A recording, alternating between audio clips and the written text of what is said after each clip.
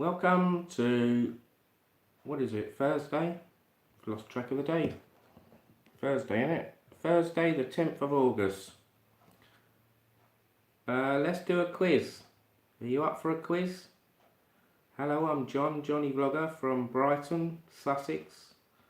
Sometimes I'm in Eastbourne. So today we're going to do another quiz. We haven't done one for over a week. The last one we did was quite good. So why not do another one? I'm a bit bored today, ain't got much to do, so to kill the boredom, why not do a quiz? So hopefully we'll get some people in. Hello, Gerald Boyd, how you doing? So I noticed Cole's Place was doing a live on Tuesday. I wanted to clarify something. He came to Brighton, he didn't message me.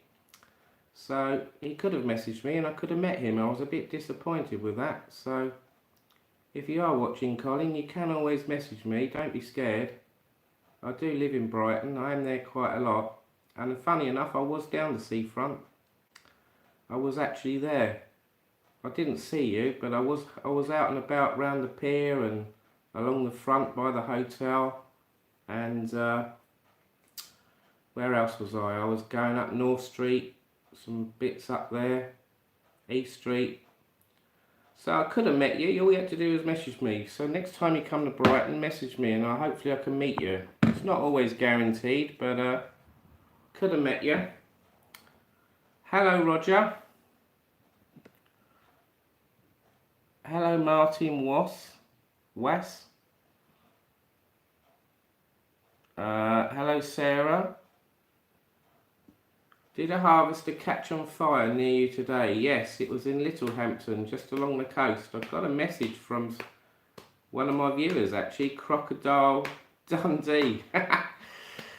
It's not the real Crocodile Dundee. He calls himself Crocodile Dundee, and he said, "Oh, there's a fire in Littlehampton, the harvester. Go down there, Johnny." And but I didn't go down there. I could have gone down there, but it's quite a long way, Littlehampton, from Brighton. It's a good hour's drive, 45 minutes, depending on the traffic.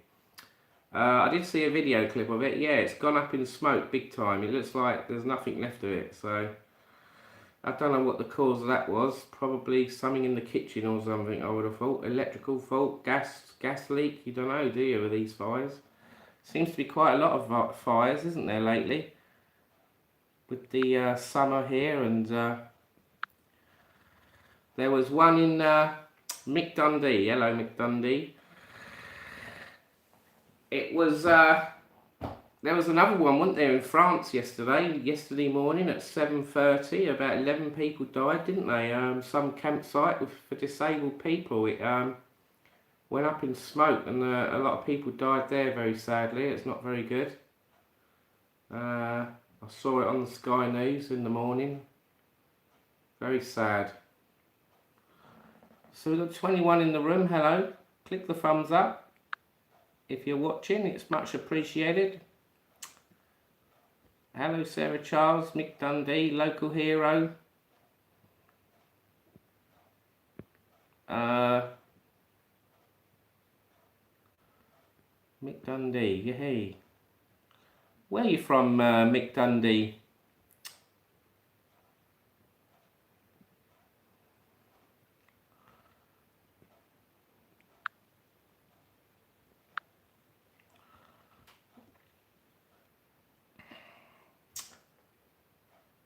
So, who's up for a quiz tonight?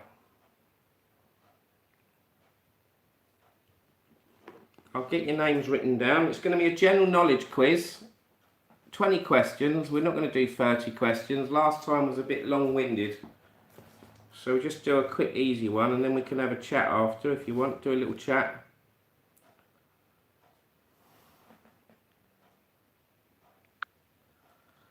Gerald Boyd. Gerald Boyd's up for it. Okay then, Gerald. I'll get your name down then.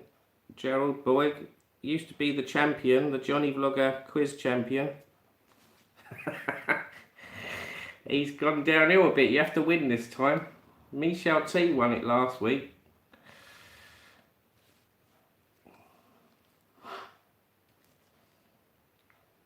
Would have been funny if Mick Dundee was from Dundee. Yeah, it would have been, yeah.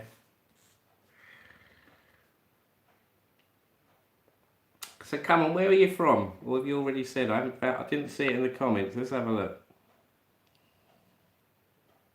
Roger's in. Okay, Roger. How you doing, Roger? Are you alright? You're better now. You wasn't very well, was you, about a month ago? Hopefully you're better now. I'm still champion. Michel is just the interim champion. Yeah. L.O.L. Gerald. Hello, Michel T. Are you up for the quiz? You've got to do the quiz, surely, to see if you win again.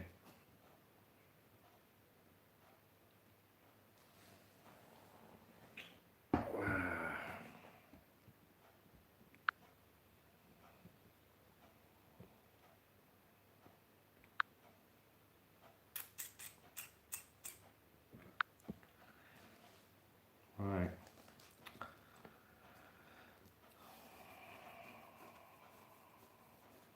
We don't want you on here today, Tom, so bugger off, please.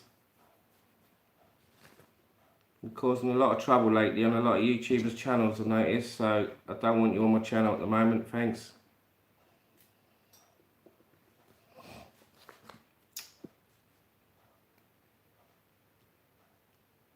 Hello, Eugene McGeever. How you doing? I'm doing good. Are you doing good?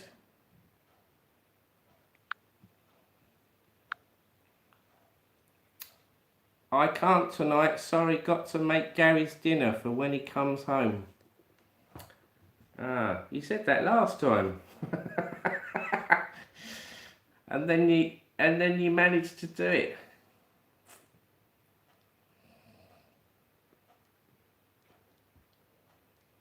What's the latest drama with Tom? I don't know. He was in hospital the other day, that's all I know. I think he's better now.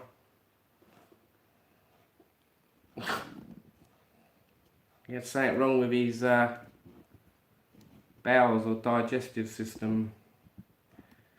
I won't say any more. It's a bit, what's the word? Gory, cringy, not suitable. Don't really want to talk about stuff like that, do we? We want to have a laugh on here. Right, so the weather today's been good, hasn't it, in Brighton? If you live around Brighton or the south coast, it's meant to rain all day and it's been sunny. Graphic, that's it, Gerald. He's changed his job. Does lates now. Is he still a bus driver? Are you looking forward to the Premier League starting this weekend, Johnny? Yes, I am looking forward to it. In fact, I might do some sort of I don't know who's on the TV. I'll have to look it up. What games are on? There's a game on Friday, I think, and then obviously you got your Saturday and Sunday matches, haven't you, on the Foot TV? I might try and do a live commentary on one, or I might do a show where we talk about football teams in the Premier League. We could call it the Premier League show. Maybe I'll start doing a Premier League show once a week where we talk about all the Premier League teams. We won't worry about the teams in the other divisions.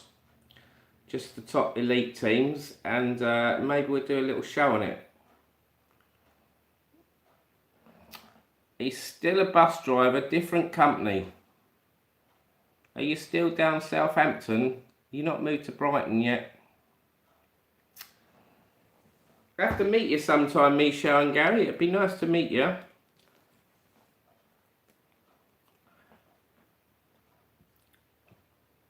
Who are you tipping for relegation, Roger says. Well, a lot of people are slating Luton, aren't they? I think it's a bit bad slating Luton Town. I mean, they've done really well. They've gone from the non-league to the Premier League. I think they've done really well. I was watching a programme the other day about Luton Town, and they've done really well. You know, they was a bit like Brighton, weren't they? They was on the verge of bankruptcy, going out of business. They actually did worse than Brighton, didn't they? They actually went out the league. Brighton didn't go out the league, so Brighton stayed in the League Two, beating Hereford years ago, and nearly went bust, but they managed to stay afloat. And then they worked their way up to the Premier League. But Luton have done one better, really, haven't they? They went out the league, then they've come back in the league. And you've got to praise them, really. So I'm not going to slate Luton Town. I reckon they're good enough to stay up. I reckon they're going to stay up. So it's probably going to be another team that managed to just stay up last season, and maybe who are the teams that have gone up? I've lost track, guys. Who are the 3 teams that went up? We had Luton go up. Was it Sheffield United? Sheffield United? Tell me the 3 teams that went up. Shows how much I've looked, doesn't it?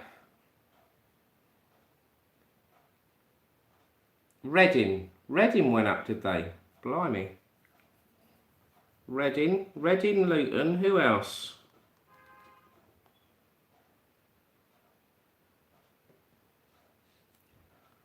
I'll have to look it up on the telly if people can't tell me. Right, let's have a look. Burnley, Sheffield and Luton. Burnley, Sheffield and Luton. It wasn't Reading then. Okay. Yeah, I remember now. Burnley, yeah. Burnley won it easy, didn't he? So, who's predicting... what's that? The blooming comment disappeared. Hang on. So, Gerald Boyd reckons Sheffield, Bournemouth and Forest to go down. Luton, Sheffield United and Burnley, Eugene McGeever reckons.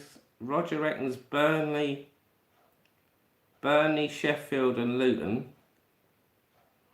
Everyone's saying Luton, except Gerald. Yeah, I mean, Sheffield United, they normally struggle, didn't they? Bournemouth, I don't know. Well, they were struggling and they stayed up, didn't they? So, I don't know. I don't think Bournemouth will go down. Forest might go down. I think Forest, Burnley, they might struggle. You don't know, do you? They're not always brilliant. They're a bit unpredictable. I don't know. We'll have to wait and see. We'll wait a couple of months. It's better. You can't really say it's going to go down now because everyone's equal, aren't they? The season hasn't started. No one's played a game, so everyone's a winner at the moment. It's only when the games start playing and the results come in, that's when and the statistics come through, you start realising who's good and who's bad. So only time will tell, won't it? I mean, normally by Christmas you have a rough idea who you know who's going down. Some teams turn it around, don't they, for the last 4 or 5 months. You could do a Premier League prediction show for this weekend. Yeah, it could do. That's a good idea, Eugene. Brighton played terrible on that friendly the other day, Michel T. Yeah, I didn't watch all the game. I didn't go to the game. My daughter Kirsty went. She says it was a bit boring. And there were tickets available. I was very disappointed that the North and South stands were empty and they didn't try and sell more seats for the game, because I think if they had more seats available, I definitely would have gone, because when I looked on the website it said it had like a black patch all around the stadium saying it was sold out, and then it was like 2 stands were empty and the top tiers in the stands were empty as well. So it was pretty bad, really. I don't know why Brighton did that, because I went to a friendly a few years ago, Atletico Madrid Brighton at the Amex, and it was sold out. It was packed. So why the hell they did that, I don't know. Never mind. Bad management, that's all I can say. Bad management at Brighton Hove Albion. They need to sort that out. And they need to sort out season ticket holders. When they don't want to go to a game, if they don't want to go, they should put their seats up for sale much quicker. So people like me that aren't a season ticket holder can get a seat. Crawrex video is watching from Ibiza. I hope you're having a good time in Ibiza, Crawrex vids. Harry Kane is leaving to Tottenham for Bayern Munich in the summer. Roger says we signed a player from Brighton, Hayden Roberts. I don't know who Hayden Roberts is, Roger. I've never heard of him. Was he a youngster, I take it? One of the Brighton Academy players, maybe? How many does it hold, Brighton, Sarah says? It's about, what is it? It's about 32,000, I think. 32,600, something like that. Maybe 33,000, can't remember the exacts. They are planning on making it bigger, apparently, another 3,000 or 4,000.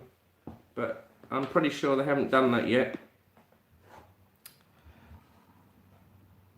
Anyway, we're here to do a quiz. We can talk more about football another time. There's lots to talk about of football. We could talk about the transfers and the fixtures, predictions, score predictions. We could do that another day, maybe tomorrow. Trains were on strike. Well, they was only on strike on Saturday. They weren't on strike Sunday.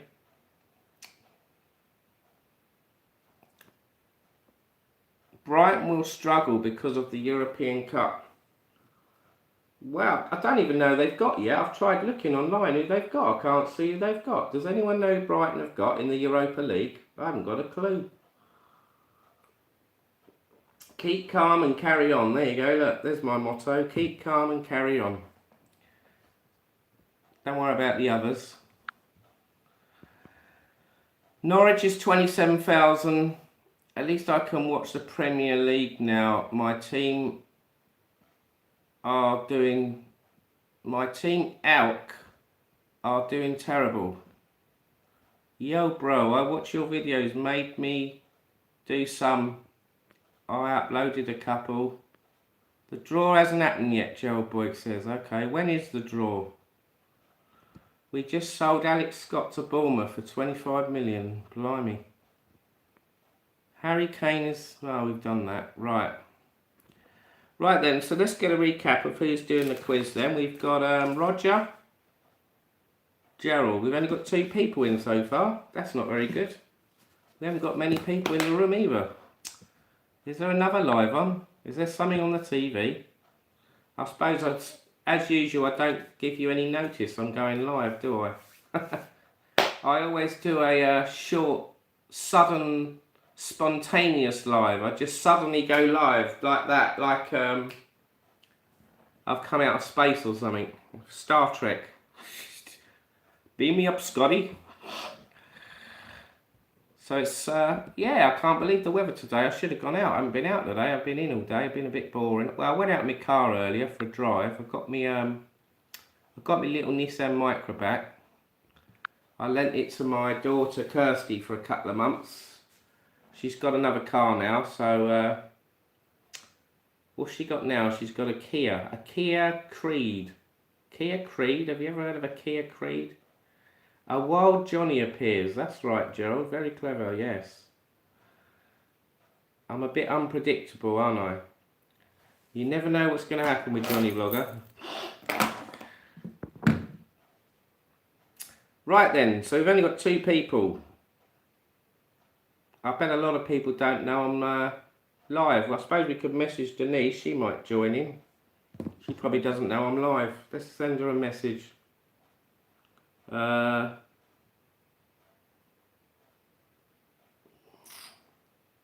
What's this? The drone video captures... What has it captured? Hasn't captured anything. Right.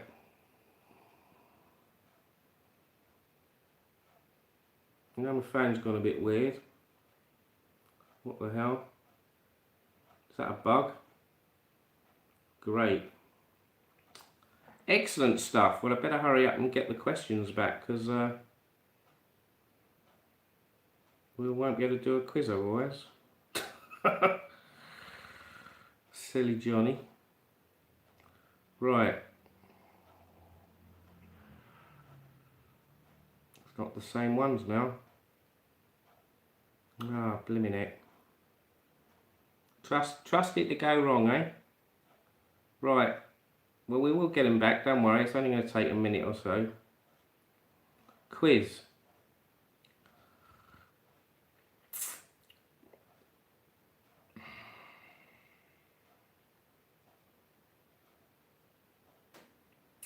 I've got this new phone. It's a blimmin' nightmare. It's not as good as I thought it was going to be. A Xiaomi T12 Pro it's called. It's a good phone. It's meant to be like a Samsung, but an Android phone, but it's got, it's not very good sometimes on the search. It messes up. You lose stuff. Like just now, I just had this screen up. Unless I can get it back, got to start again, ain't you? You go on the back page, nothing happens.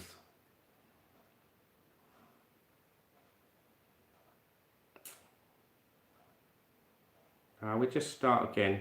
Get off of there. Now it's starting to use the mic.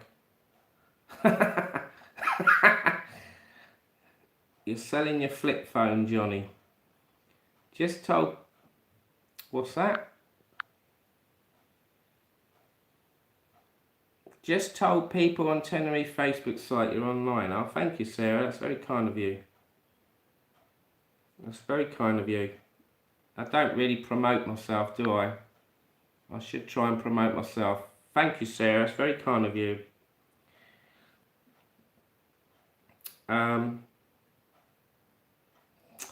So I watched a bit of Coles Live the other day, but I was busy, so I couldn't watch all of it. But I see he was talking about Tenerife and various bits and things. So I haven't really got much to talk about Tenerife at the moment. All I can say is I'm going out there in December.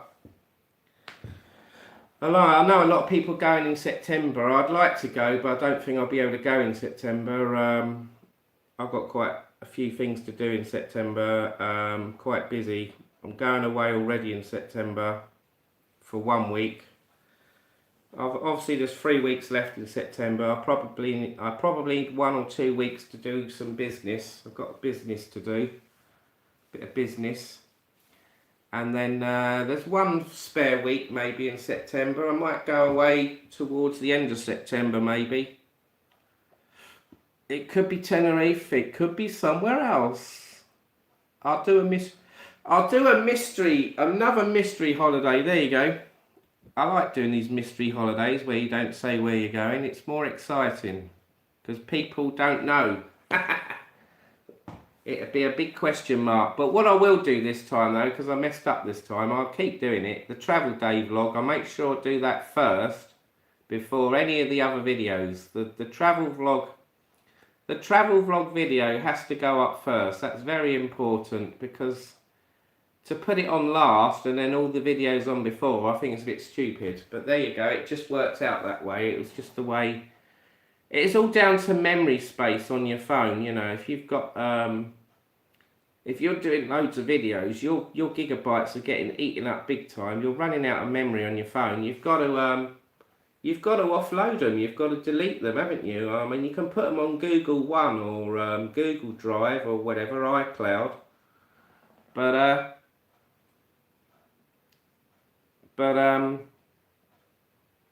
it's all time consuming. You know, if you get a video and you've got to edit it, it takes ages. That travel day vlog took me ages to edit that. That's probably why I didn't do it. I kept putting it off. I thought, oh no, I'll leave that one. I'll do that another day. Another day. And I just did all the easy ones. The ones that didn't need editing or only a couple of bits needed doing. I mean, I've just done a couple this week. If you notice, I haven't put many up online this week. I've done 2 videos and both of them have got copyright problems. I went in the Rockstar Benidorm and it's got all this rock music and it's all copyright, and I've got to edit it. I've got to cut it out because YouTube are funny, aren't they, with this blimmin' music stuff. It's really annoying. I wish they would do away with it, you know. You know, as long as it's like just in the background and you're talking, it should be acceptable. I mean, if you're like playing an actual song throughout the whole video and it's dominating the video, fair enough, I can understand. But if it's only like in the background, they shouldn't be picking it up going, oh, that's copyright. I think it's pathetic. I mean, what's the latest craze now? Everyone's going on about AI now, AI music. What is it? There was some singer the other day. Is it Chubby Brown or some old singer? He was singing Barbie. Someone had done the Barbie song with an old singer. Was it Bod Halley, or whatever you call him? What's he called? It's very clever. And I've been looking into this AI thing. It looks quite interesting. There's lots of different software out there at the moment where you can do funny special editing. You can change your voice. I can change my voice. I could do a video where I'm talking and I could sound like anyone in the world. I could sound like the Prince Charles. I could sound like Sylvester Stallone. I could sound like a woman. I could do anything. It's all special effects. I might have a bit of a laugh with that soon. I might be able to do some funny videos. We'll have to wait and see. That could go in the favour.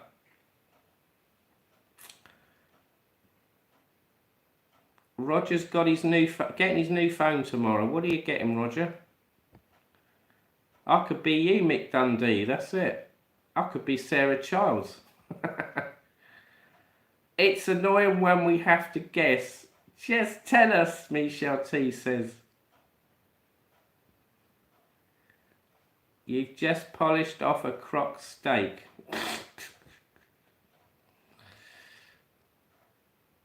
Thought you would have been on TikTok more. Yeah, I've been on TikTok, but not much. I might start going on it more because but you've got to get 1,000 followers to do a live on it. I've only got about 260 followers, so if any of you have got TikTok, it'd be really appreciated if you could follow me on TikTok as well, rather than YouTube. It's the same name, Johnny Vlogger UK, so if you look up Johnny Vlogger UK on TikTok and follow me, that'd be much appreciated. And then I normally do a thing, if someone follows me, I follow them. There you go. Tit for tat, fair enough. So if I can get 1,000 people follow me, then I'll follow them as well. But I am following more people than people are following me, so it would be much appreciated if people could follow me on TikTok as well. And I will start doing some more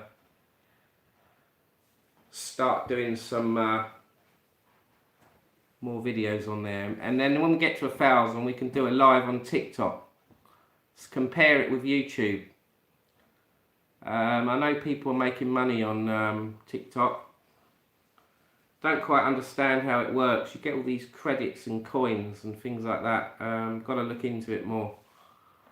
But there's loads of them, isn't there? There's loads of different media platforms to go on now. It's not just YouTube. Lots of people go on a lot of the other ones. And I think what you've got to do is you've got to go on the ones that you think are best for your audience. Because just because you go on YouTube doesn't mean everyone's going to like you on YouTube. You know, you could go on TikTok, or you could go on another one, what's it called, Switch.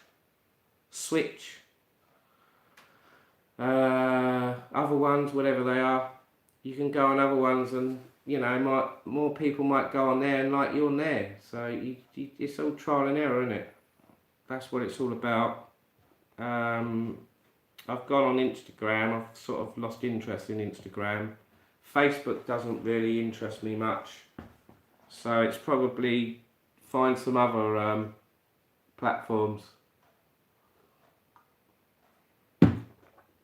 But that would be in the future. You do battles, that's it, battles, yeah, I've seen people doing battles. Don't quite understand what battles you do though, Roger. Do you understand it? Haven't got a clue. You get like a screen, don't you, with 2 people on it, and then it's got like a percentage thing, who's winning or whatever, but I don't get it. I just don't get it. What have you got to do to win the battle? I don't get it. Does anyone know? I was watching some Chinese woman the other day, and then her mate came on, and she was Chinese, and she spoke English, and I was trying to ask her how does it work, but she wouldn't tell me. So I don't know. There's people selling stuff on there, and they've got like online shops. They like sell sweets or perfume or arts and crafts stuff. You don't seem to see that on YouTube. I don't know if you're not allowed to do that maybe on YouTube. I don't know. I know one thing you're not allowed to do on YouTube now though, because I tried to upload the Sticky Vicky video from Benidorm and it got removed. It got banned. And I nearly got a strike, but I've got a warning. Because it was the first time I've done something that you're not allowed to do on YouTube, they gave me a warning. They said, oh, if you do this again, you'll get a strike. So I know now you can't have nudity videos. I mean, I did sort of know that already, but I mean, it wasn't that bad, the Sticky Vicky show in Benidorm. All it is it's just this woman dancing on a pole, and then, all right, she takes her clothes off, but you know, she takes her clothes off, but it wasn't like close up. It was like from a distance. You know, I don't think it was graphic or, you know, she was just doing a show. It wasn't like a blimmin' porn film or something. Do you know what I mean? It's just a normal show, and it was packed out. People going in there watching it all the time. I mean, people. I put on it over 18s only. I changed it to over 18, the rating, and it still got removed. So the only thing I could probably do with that video is to edit it and do it where it doesn't have any nudity in it. It'd just be the beginning of the show, and then it'll have to be cut short. You can't blur it out apparently either. If you blur it out, they still don't like it. So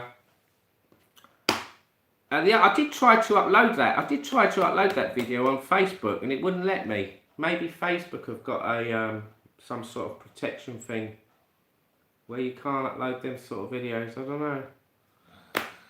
I'm sure I'll get the video out somewhere. When I find somewhere where you can watch it, I'll let you know. Otherwise, maybe I'll have to have a website and put it on my own website, like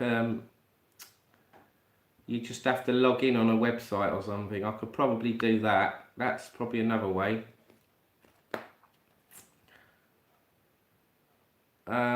You have to have 800 followers to go live. Oh, it's 800, and you can find someone to battle and an audience can send you gifts. Then you can cash them in to get money for real. All right, Roger, I didn't know that. I thought it was 1,000, so it's only 800. LOL Johnny, that is graphic. Hello Pete and Shell, how are you doing? Nice to see you on here. I see you're busy, out and about. Well, you're on holiday up the north somewhere. Looks quite good. Gerald Boyd, no wonder it got removed. Oh dear. Yeah, but you know, if you're a man and you're over 18, you know how men think. Come on, we've got to be realistic. Men like watching that sort of thing, don't they? Even women like watching it. Come on. You know, it's not that bad.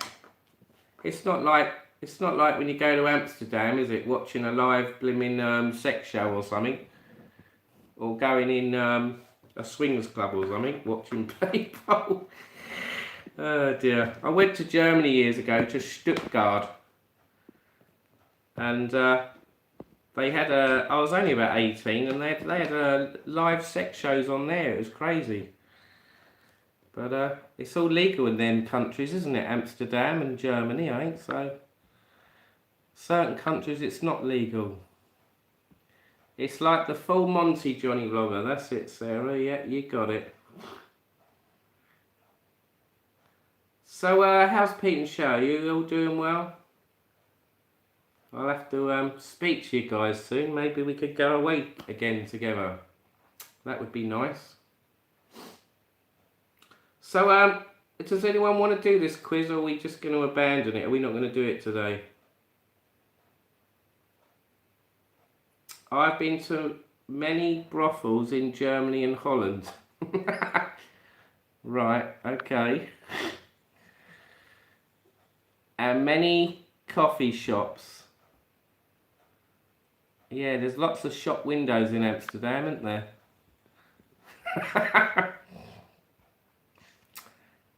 Oh dear. So Roger's going to be in Tenerife for 3 weeks. You're going in September, aren't you, Roger? So not long now. Pete and Shell says live sex shows are rubbish. The real thing is better. Oh dear, gotta laugh.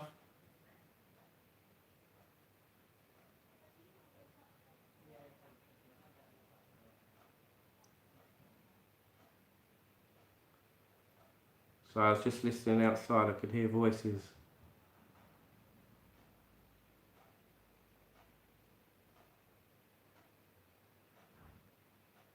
Yes, I suppose they are. What have you been doing, Pete and Shell? Watching the real thing. Oh dear.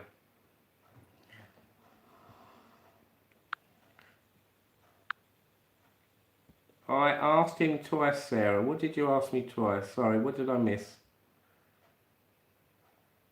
Do you remember the old European satellite channels back in the day? Yes, I do remember them. On the old analogue skyboxes. That was when I used to start fitting satellite dishes, yes. Yes, there was a few dodgy sites on there, weren't there? Dodgy channels. What have you asked me twice? Hi, Pete. I hope the weather stays nice for you. Johnny, that is graphic. Okay. Alright, let's not talk about that anymore. Astra Hotbird. Is it Astra Satellite or something? I remember you used to be able to get a magazine, a satellite magazine, and it used to tell you all the, if you had a motorised satellite, all you had to do was type in all these numbers in the magazine for the channel, and then your motorised satellite would automatically tune into the channel.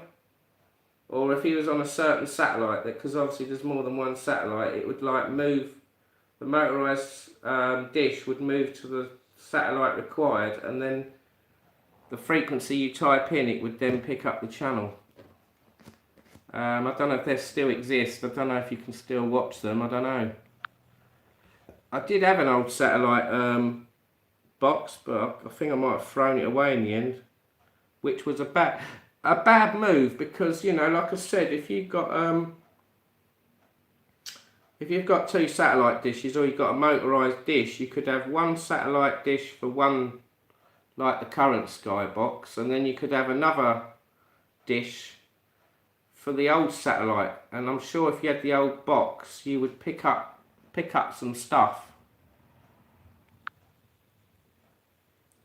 You get them on caravans, that's it. Maybe I need to buy a caravan then, live in a caravan.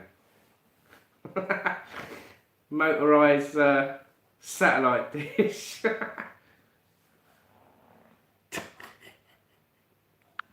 mm.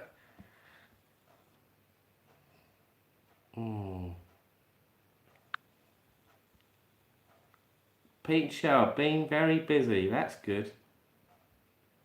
Good evening, John and everyone. Oh, hello, Denise.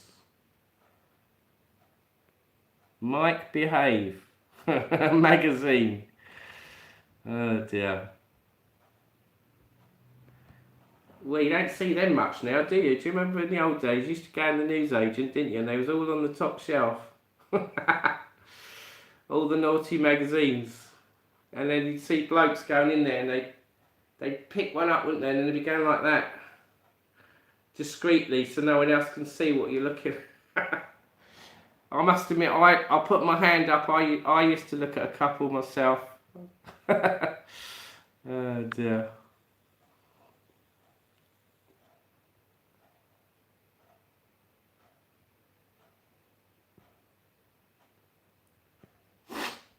Passy, hello.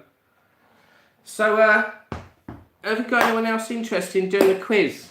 Because we haven't started yet. We've been live 41 minutes. We've got Gerald and Roger. Does anyone else? If we can get half a dozen people in, if we can get 4 more people, we can do a quiz. 6 people's enough. Denise might do it. Pete and Shell, do you want to do a quiz? Pass Q? Pass C, I mean. Sarah? Come on, who can we tempt to do a quiz? Pass C. Hi John, hope all is well. Yeah, hope you're well as well. I'm alright. I think I get a few bad days where I'm not alright. I think when people talk about this mental health thing, that's quite a big thing, isn't it, mental health? I didn't realise until about the last year, when people talk about mental health, how people's mental health is. It's quite important that your mental health is in good shape, because if it's not, you start going a bit doolilly. And you can get quite depressed, can't you? And go off track. You can go off track and not be your normal self. David Butler, hello. How you doing, David? Just in, I'm up for the quiz. Oh, thank you, David. That's very kind of you. Okay, we got David Butler in then. David Butler, that's free. Does Denise want to do a quiz? Are you there? The good days. I had a mate who worked in a ship selling them, and he used to sneak us some in. Yeah, I can imagine. It's a bit like at school, isn't it? We used to sneak the dirty magazines into school. JJ, hello. You're in. JJ's in the quiz. When's your next trip with Dan? Well, that's coming up in September, so there you go.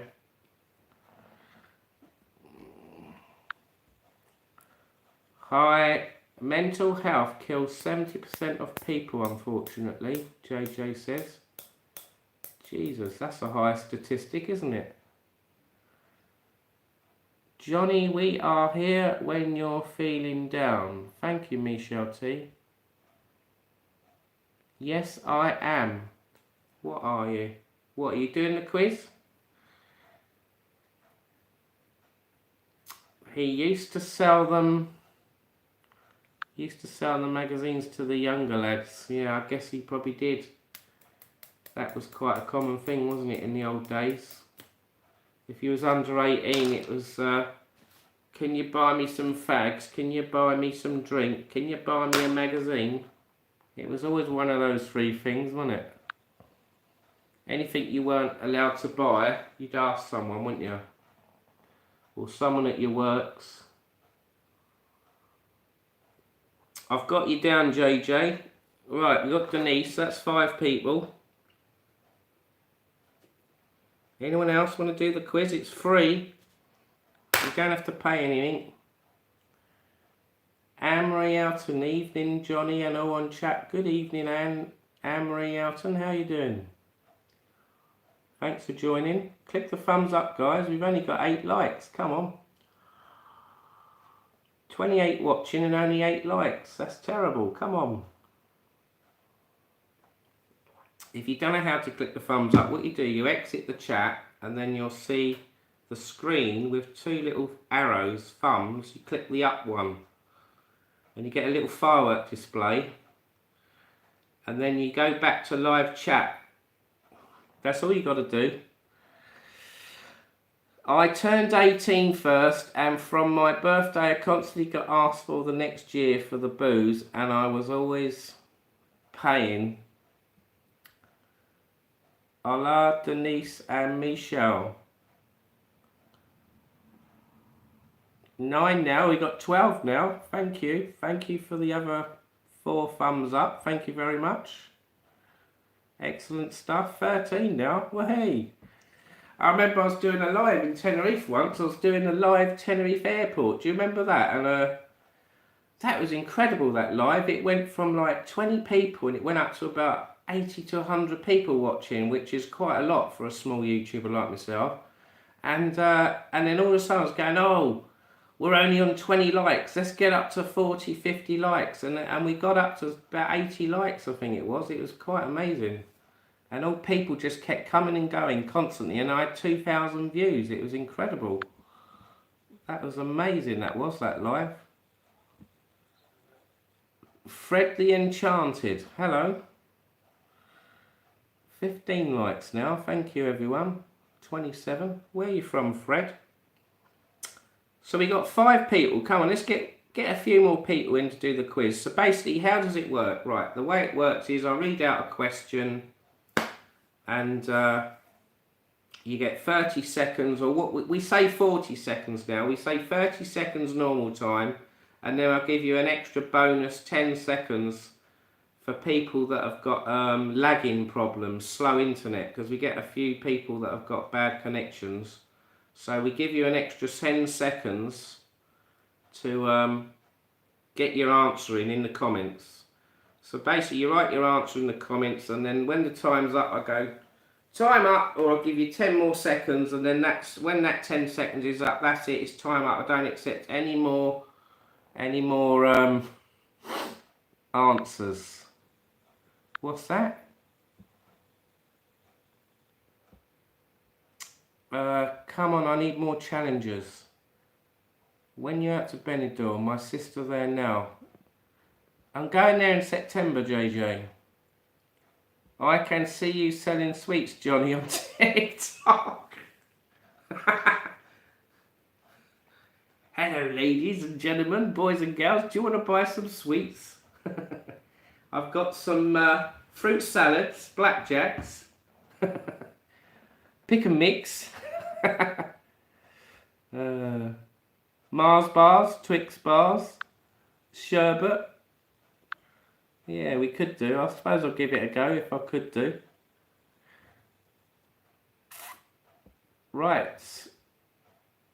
So where was I? I was talking about how the quiz works, wasn't I? Yeah, so I'll read out the question, 30 seconds, another 10 seconds. You get your answer in on the comments, time up. Then what we do, we go through each person's answer, see who got it right, and then we move on to the next question, and then it's just the same each time. We normally do about 20, 30 questions. Today I'm just going to do 20 questions,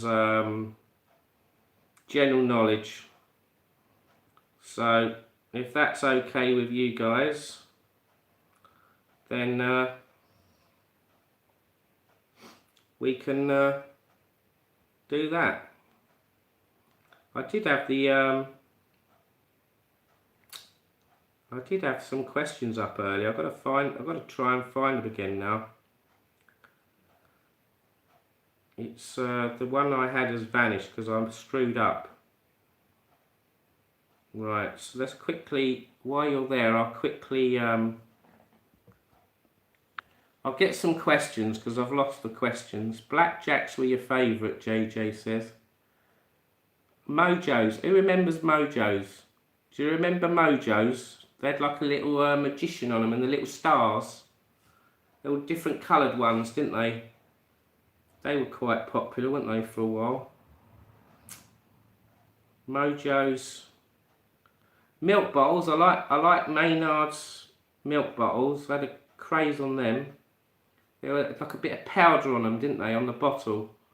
And it gave it that extra taste when you were sucking them, eating them.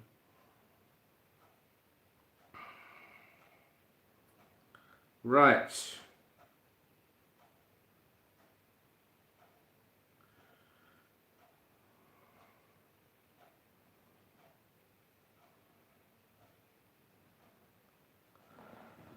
Banana and toffee sweets. Oh yeah, you used to get the banana shapes, didn't you? You used to like Mr. Chew, Roger says. Balloons. Balloons? Bonbons. Oh yeah, bonbons. I remember them, bonbons. They were good, weren't they? The old bonbons.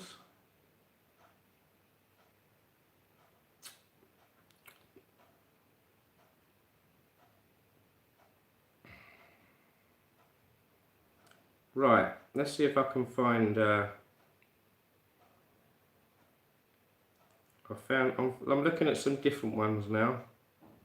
No, that's no good. We'll have to start again. We'll get there in a minute.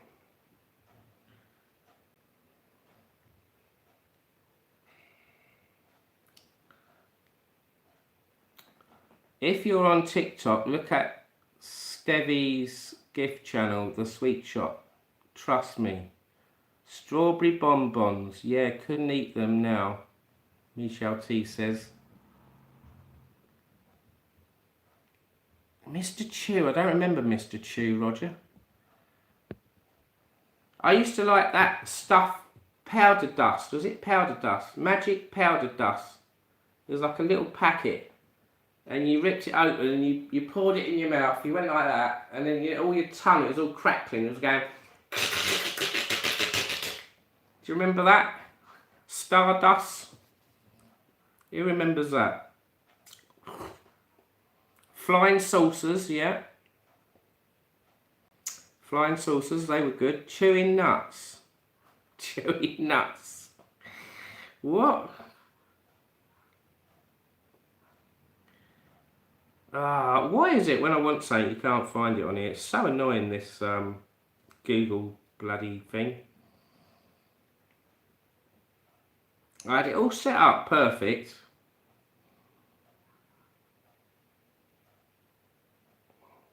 Right, let's do that one, a UK one. Oh, here we go. I think I've found it.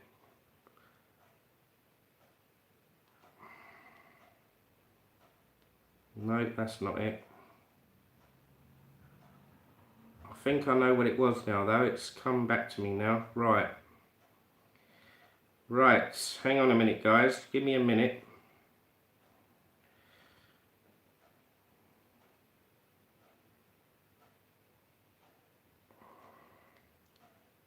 No, it's not. No, not that one.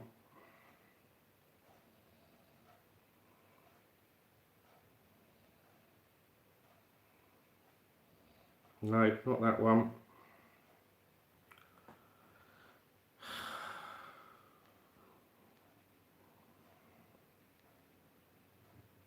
Right.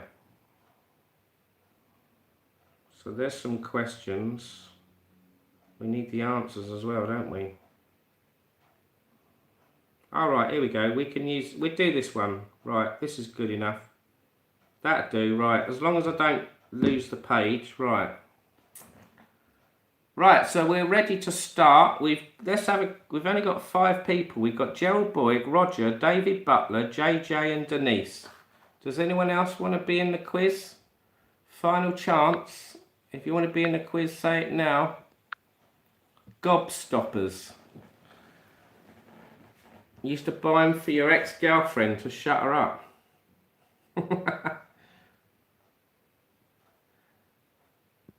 Okay, I'll probably look that up, Roger. Stevie's.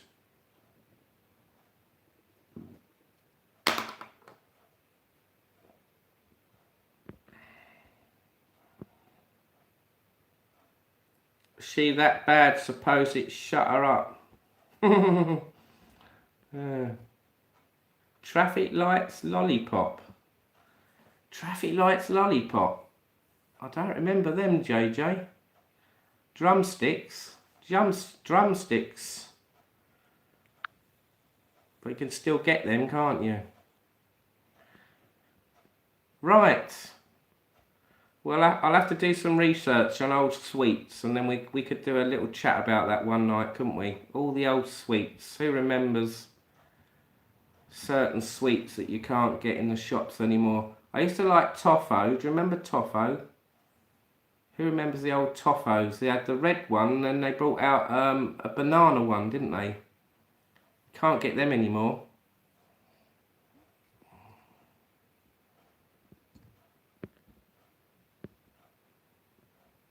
Right, come on then. Who's doing the quiz then? Are you all here still? Let's have a quick check. Gerald Boyd, are you here? Roger, David, Butler, JJ and Denise, are you all in the room still? Say yes. Mint as well. Still here, yes. Okay.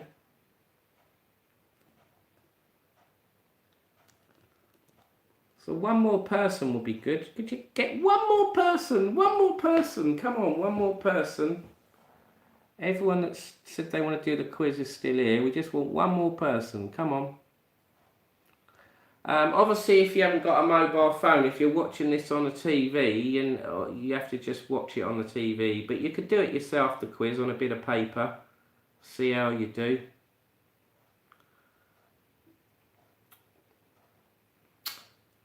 Just trying to think. Trebor mints. Can you still get Trebor mints? They were like polos, but obviously a solid. They didn't have the hole in the middle. I used to like them.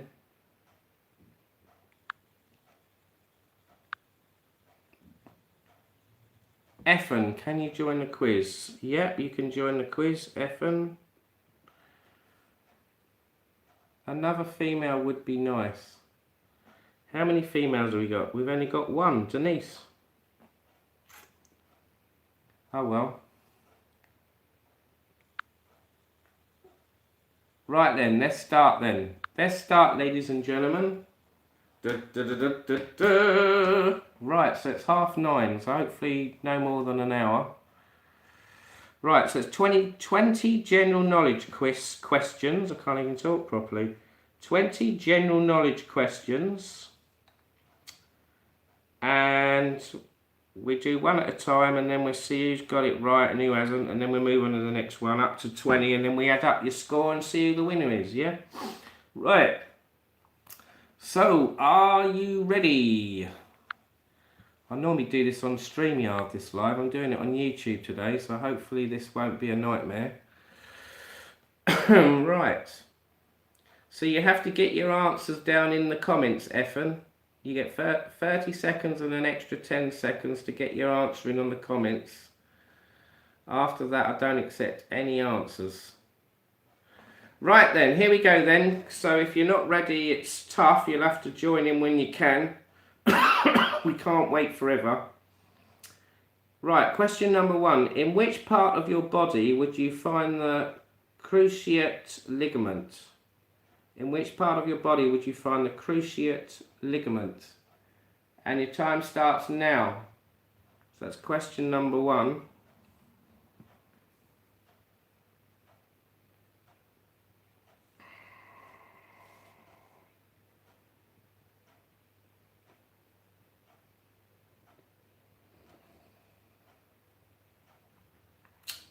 Right, so lots of people getting their answer in. You've got 5 seconds of normal time. 4, 3, 2, 1. 10 more seconds for the laggers. 9, 8, 7, 6, 5, 4, 3, 2, 1. Right, whoop, whoop, whoop. Time up. No more answers then, that's it. Let's see who's got their answer in last. Michelle T. Michelle T's last on the comments there.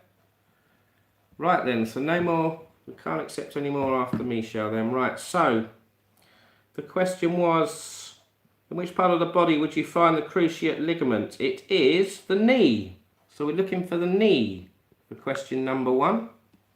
So let's see who got it right. Michelle T and Effen got it right. Ah, Michelle T's entered in now. Right, okay. I didn't put you in, sorry. Michelle T and Effen. Denise Brown. So that's 3 correct answers. Gerald Boyd, David Butler. Well done.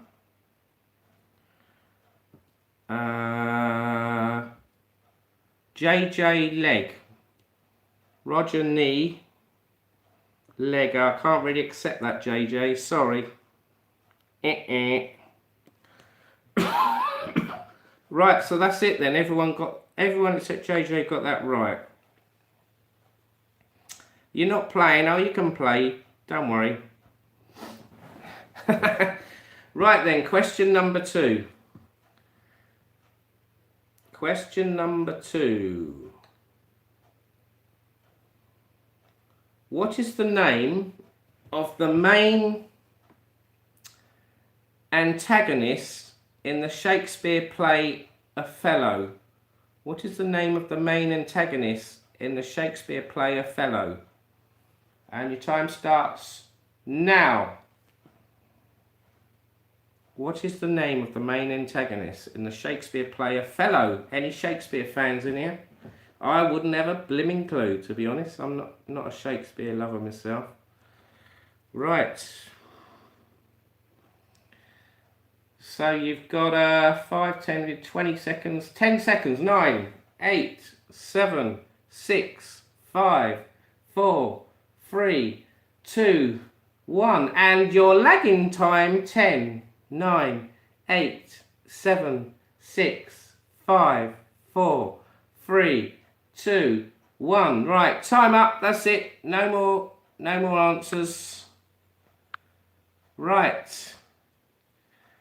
So Gerald Boyd got is the last answer. Right. So question number 2. What is the name of the main antagonist in the Shakespeare play Othello? The answer is Largo. Largo was the answer. So Gerald Boyd's got it right and Denise has got it right. Gerald Boyd and Denise got it right. So 2 people got it right. Did anyone else get it right? Let's have a look. David Butler, question mark. JJ, no idea. Effen, yeah, you got it right. Roger got it right. Well done, Roger. You must be a Shakespeare fan then.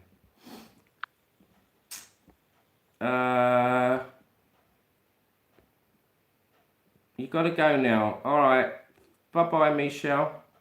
So 1, 2, 3, 4 people got it right. 4 people got it right. Hello, Pete and Shell. You can join in the quiz if you want. We're on question number 3 now. Out of 20. So, question number 3. Question number 3.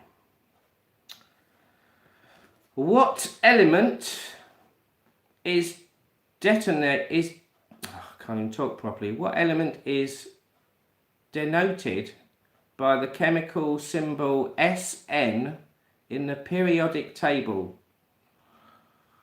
What element is denoted by the chemical symbol Sn in the periodic table? Any chemistry fans there? Right, get your answer in now. 30 seconds. Go. What is Sn in the periodic table?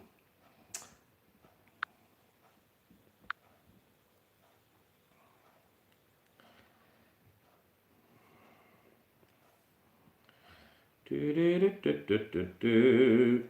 dear, what time do we start? 20 past? 5, 10, 15, 20 seconds. 9, 8, 7, 6, 5, 4, 3, 2, 1. Right, 10 more seconds. 9, 8, 7, 6, 5, 4, 3, 2, 1. Time up.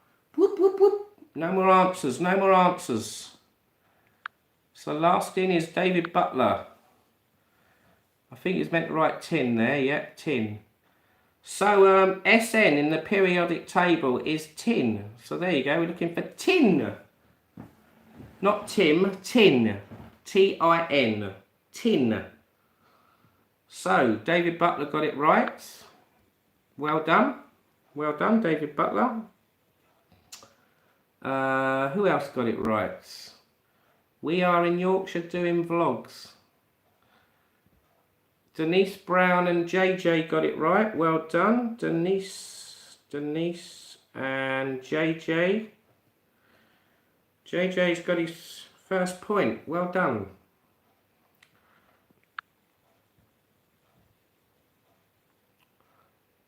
Who else got it right? Denise, JJ, Ivor, no, Effin got it right. Gerald Boyd got it right.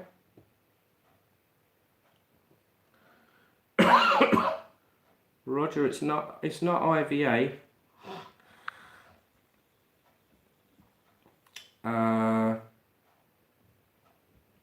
No, that's it.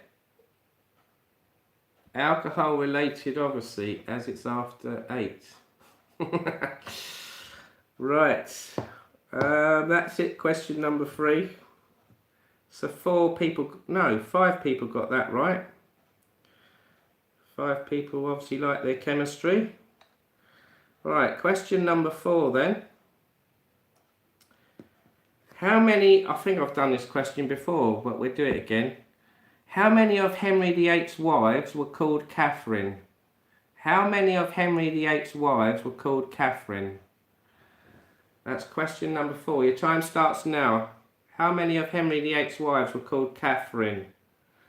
God, imagine having loads of wives called Catherine. That'd do your head in, wouldn't it? Right.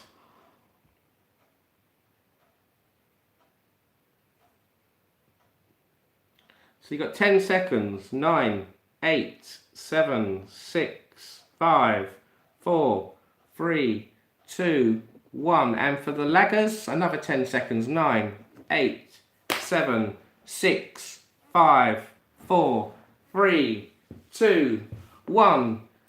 Time up. Time up. Right then, so how many of Henry VIII's wives were called Catherine? The answer is 3. 3. He had 3 wives called Catherine. There you go, Henry VIII, if you're a Henry VIII fan and you didn't know that. So, who got it right? Let's have a look. Denise and Gerald got it right. Denise and Gerald got it right. Denise and Gerald are on form tonight, blimey. Who else got it right? JJ put 2, Effin put 2, Roger put 3, well done, yeah, it was 3 indeed. David Butler put 2, no it's not 2, it was 3. So how many got that right? 3 people got that right, question number 4. Right, so we're moving on to question number 5 now. So all the mums should know this question, or maybe the dads as well. Don't worry about it if you're last and you don't know the answers. Don't worry about it. I'd be the same. I'm not very good, so don't worry. It's just for fun. Don't get stressed. We don't want any stressed people in here or panic attacks. Keep calm. Keep calm, like it says on my cup. Keep calm and carry on. There you go. Right, question number 5. What is the most popular girl's name in the UK in 2021? What was the most popular girl's name in the UK in 2021? And your time starts now. 30 seconds. Sarah? I don't know, I haven't looked up the answer yet. Right, go on then, you've got 20 seconds. Come on. Wow, it's that. I'm not going to say what it is, but I'm a bit shocked. Right. 5, 10, 20 seconds. Right. 9, 8, 7, 6, 5, 4, 3, 2, 1. And then another 10 seconds for the laggers. 9, 8, 7, 6, 5, 4, 3, 2, 1. Whoop, whoop. Time up. No more. Right, who's last in the comments then? No more accepted answers. Roger's last. So the question was, what was the most popular girl's name in the UK in 2021? The answer is Olivia. Olivia was the most popular girl's name in the UK in 2021. Right, so who got that right then? That's what Holly was going to call Tommy if she had a girl. Oh, right, okay. So, who got it right then? Roger and Denise got it right. Roger, Denise and Gerald Boyd. Gerald Boyd got it right. Roger and Denise. Blimey, Denise has got 5 out of 5 so far. And Gerald Boyd. Well done. Roger, I've ticked you off, yeah. Gerald Boyd, Denise, so that's 1, 2, 3. Rosie, Effin put, no, it's not Rose. David Butler, Sarah, no, it's not Sarah. Large Boars put Olivia. Yep, it was Large Boars. Right, so there you go. Some people, quite a few people got that right. 3 people got that right and a couple of outsiders watching. So there you go. Our granddaughter's born 2021 is Olivia, but I said Sarah. Oh no, David. You naughty boy. You shouldn't have done that. Right. Okay, on to question number 6 then. We're doing quite well here, aren't we? I'm pretty sure I've done these questions before, but maybe some of them are different. Right. Question number 6. What is the name of the 1976 film about the Watergate scandal starring Robert Redford and Dustin Hoffman? What is the name of the 1976 film about the Watergate scandal starring Robert Redford and Dustin Hoffman? Time starts now. Go. So what's the name of the film? Question number 6. Right. Get your answers in the comments. If you know the answer, get it down. If you're not sure, copy someone else. So you've got 5 seconds of normal time. 4, 3, 2, 1. And I'll give you an extra 10 seconds for the late leggers. 8, 7, 6, 5, 4, 3, 2, 1. Time up. Right, no more. So Effin is last in. A message has been held for review, whatever that was. We'll let Denise. Shall we let Denise have that? She just came in the time up, didn't you? Right, so what is the name of the 76 film about the Watergate scandal starring Robert Redford and Dustin Hoffman? It's All the President's Men is the name of the film we were looking for. All the President's Men. So, who got it right?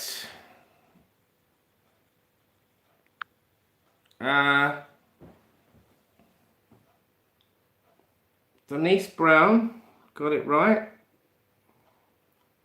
Who else got it right?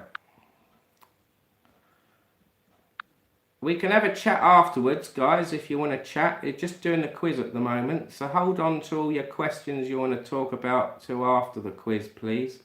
We just want the answers. Effin got it right. Well done, Effin. David Butler got it right. Well done, David Butler. Who else got it right? Roger sort of got it right. Fair enough, I'll accept that.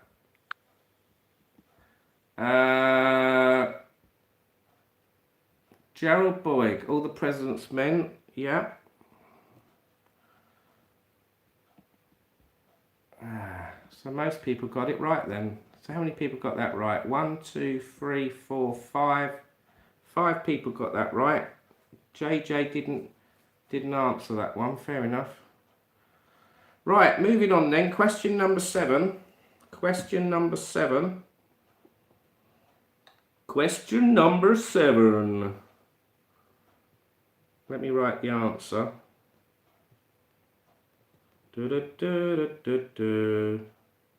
Yeah, I think I've done these questions before, you know. So if you did this quiz before, you know all the answers, wouldn't you? I should have checked. Never mind. Right. Question number 7. Which comedian was the second permanent host of Never Mind the Buzzcocks after Mark Lamar?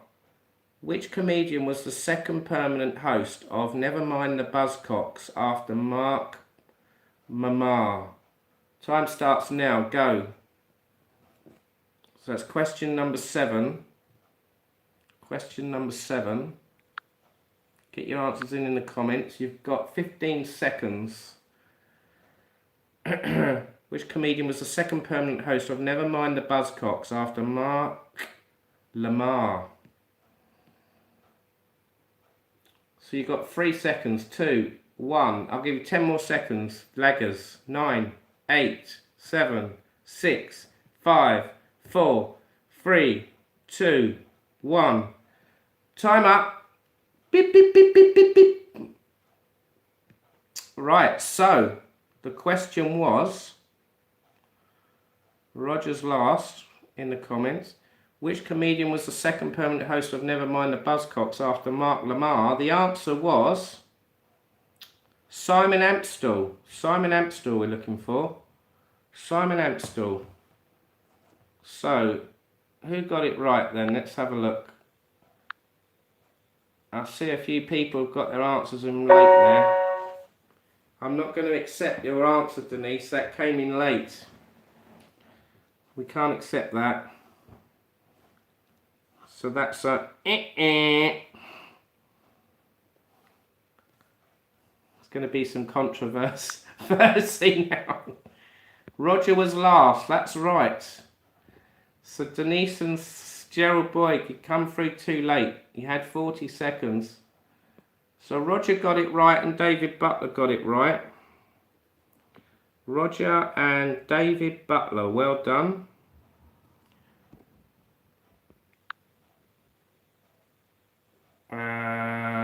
Effin put Simon.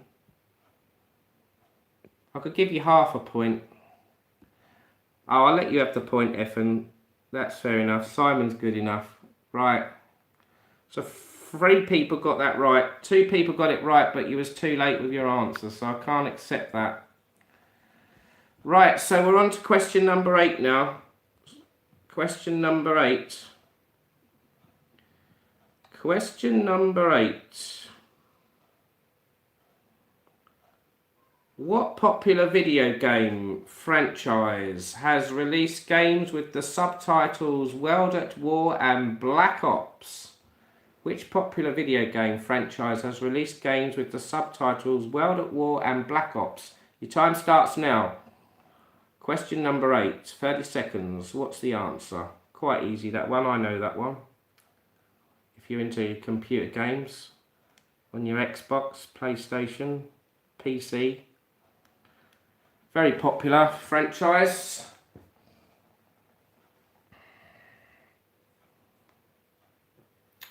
I've lost track of the time now. 3, 2, 1.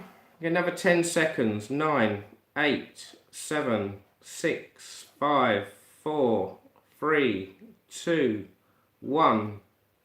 Time up. Right. Did everyone get that right? It's Call of Duty. Call of Duty is the franchise we're looking for. Right, so played it loads back in the day. Yes, so did I. The other one I used to play a lot was Command and Conquer. Who remembers Command and Conquer? That was a Good load of games, wasn't it? War games. Right, Denise and JJ got it right. Well done, Denise and JJ. Who else got it right? Gerald Boyd Effen. Gerald Boyd Effen got it right. Who else got it right? Roger got it right. COD. Call of Duty, that's right. I enjoyed the pork scratching dust. Unlucky Denise. Far enough. Fair enough. Activision, I suppose they were the software company, but it was Call of Duty we was looking for.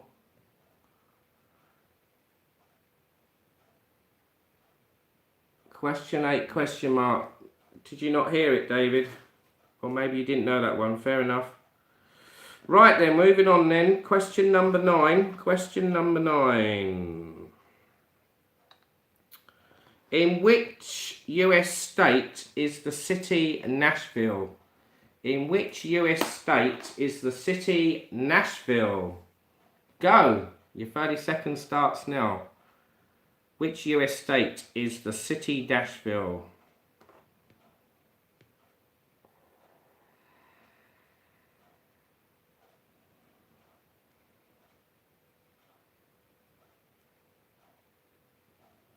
If you've been to America, you should know that one.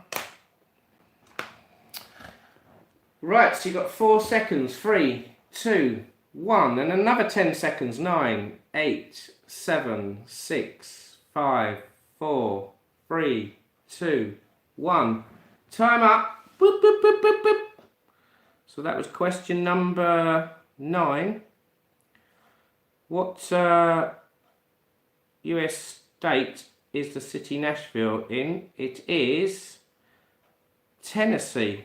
Tennessee we're looking for. Tennessee. Never been but would love to go. Yes, so would I, JJ. You're not the only one. Definitely. Right, so who got it right then? Roger and Denise got it right. Roger and Denise. Gerald Boyd got it right. Who else got it right? David Butler got it right. Well done. Effen got it right. Large Balls got it right. So that's 1, 2, 3, 4, 5 people got that right. Yeah. It's not New Orleans, I'm afraid. Right then, so on to question number 10 then. Moving on. Moving on. Question number 10. Wow, that's a weird answer. What the hell's the question? Right then, number 9. No, number 10, sorry. Number 10, question 10. Get with it, Johnny. It's easy to lose it, isn't it, on here? Right, which rock band was founded by Trent Reznor in 1988? Which rock band was founded by Trent Reznor in 1988? Your time starts. I'll give you a few extra seconds. Now! Which rock band was founded by Trent Reznor in 1988? Get your answers in. Come on. Got 40 seconds, 30 seconds and 10 seconds. Who's going to get this right? I wouldn't have a clue, to be honest.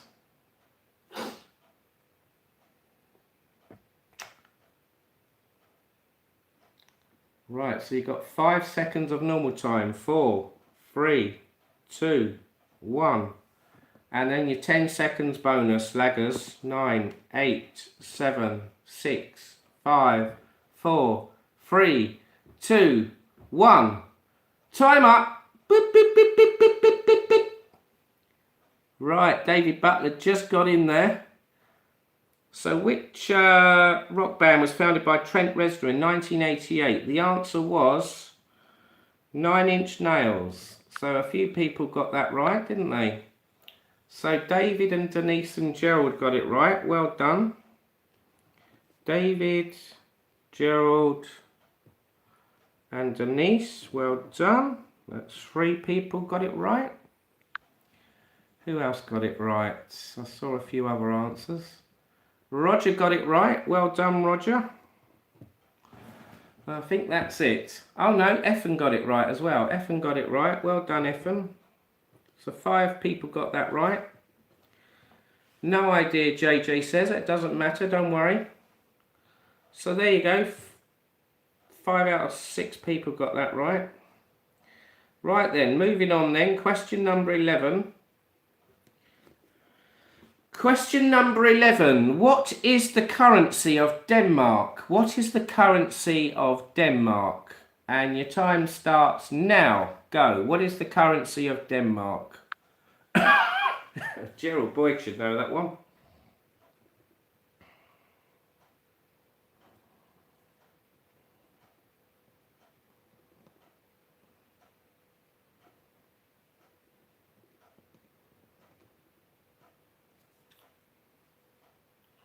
So you've got 5 seconds left. 4, 3, 2, 1. And then 10 seconds for laggers. 9, 8, 7, 6, 5, 4, 3, 2, 1. Boop, boop, boop, boop, boop. Time up.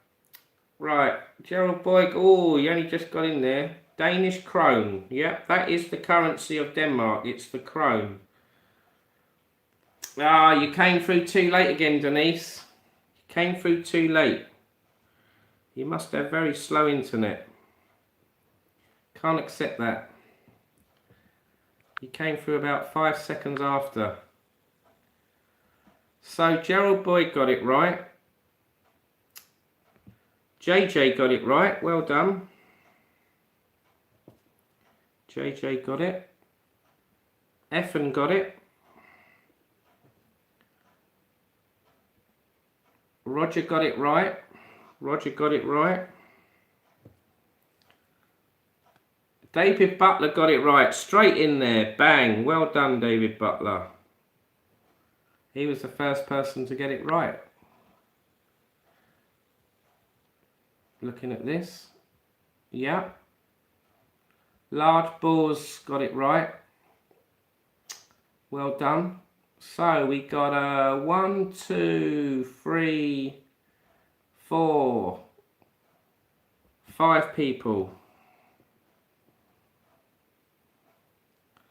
5 people got that right. Gerald Boyd got it right. Denise was just out. You have to get your answer in a bit quicker, Denise. You've got to get your answer in 5 seconds earlier.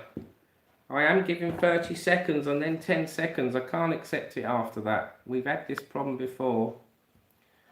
Effin says you were 3 seconds late.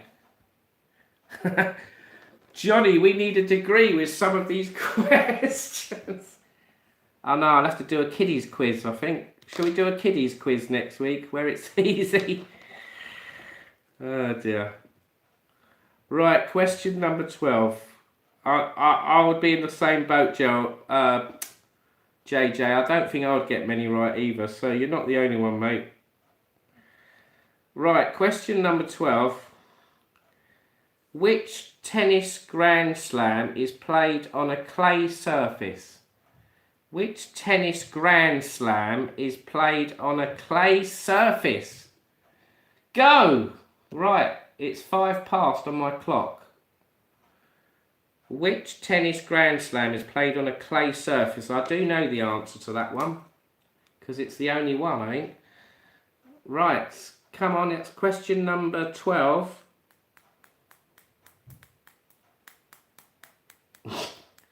Denise is freaking out. I was in before the 19 seconds. Oh dear. Right, that's 30 seconds. 10, 9, 8, 7, 6, 5, 4, 3, 2, 1. Time up. Whoop, whoop, whoop, whoop, whoop. Right, she got in that time. Right, what tennis tournament is played on clay? Or which tennis Grand Slam is played on a clay surface? It is the French Open. So there you go, it's the French Open, question number 12. So who got that right then? Let's have a look. Denise got in there this time, right? There you go, you got that one right then. Evan says, finally, Denise. Gerald Boyd and Roger got it right. Well done. Gerald Boyd and Roger. Who else got it right? Denise, Gerald, Roger. JJ and David Butler got it right. Well done. JJ, David Butler. So if you don't know the answer, copy someone else. You never know, you could get it right. That's my tip of the day. Effen, French Open. Yeah, you got in there first, didn't you, Effen? Well done. Right, so everyone got that right. 1, 2, 3, 6 people got that right. Everyone got that right. Well done. So there you go. That was easy, wasn't it? Right. About time we had an easy question, isn't it? Right, question number 13 then. Moving on. Question number 13. In which European country would you find the... Oh my God. I'll spell it. RIJKS Museum. The Rijks Museum. RIJKS Museum. In which European country would you find the RIJKS Museum? Right, go. I've given you loads of time there. RIJKS Museum. Which European country is that in? Question number 13.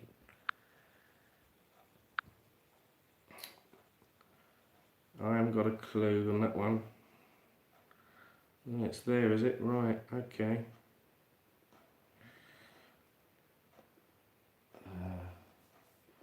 I've lost track of the time again.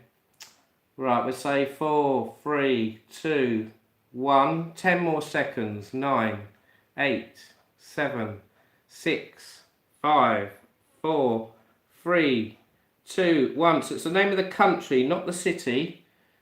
Right, time up. It's got to be the name of the country, not the city.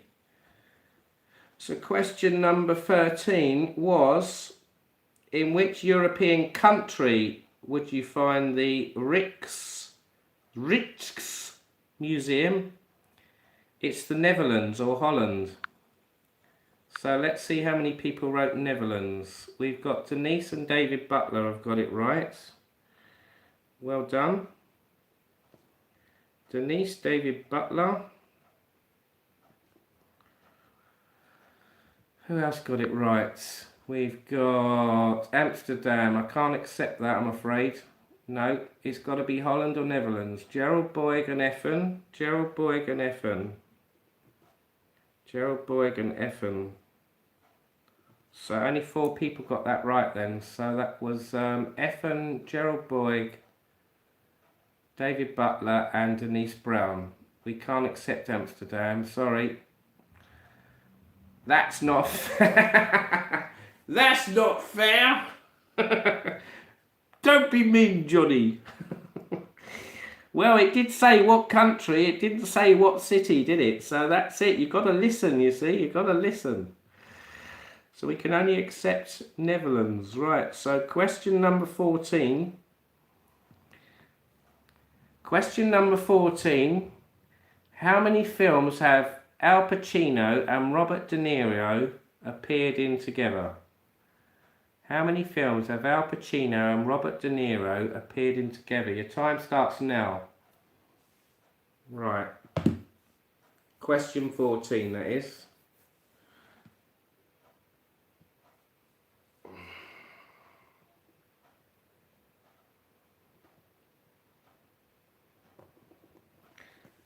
Right, so 20 seconds. 10, 9, 8, 7, 6, 5, 4, 3, 2, 1. And then your 10 seconds lagging. 9, 8, 7, 6, 5, 4, 3, 2, 1. Time up. Right, so lots of people are writing 4 down for that one. Question number 14.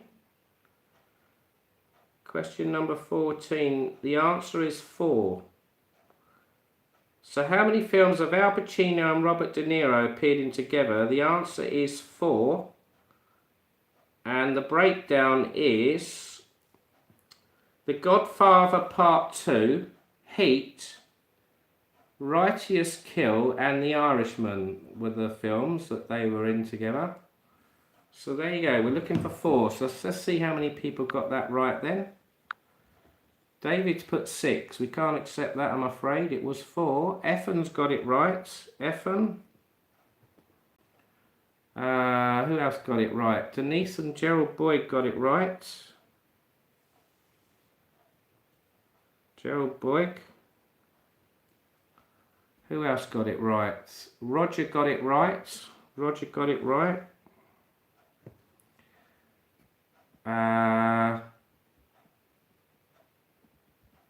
It helps when you've actually been to it, Gerald Boyd says. Yeah, I haven't been to it myself, that museum. Right, so we got 1, 2, 3, 4 people got it right. Okay, so now it's question number 15. We're nearly there. Question number 15. We're 3/4 of the way through the quiz now. Don't time fly, blimey. Right, question number 15. What was the old name for a Snickers bar before it changed in 1990? What was the old name for a Snickers bar before it changed in 1990? Your time starts now. I remember that one.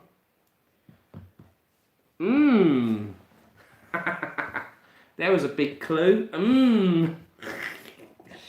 Right, 15 seconds.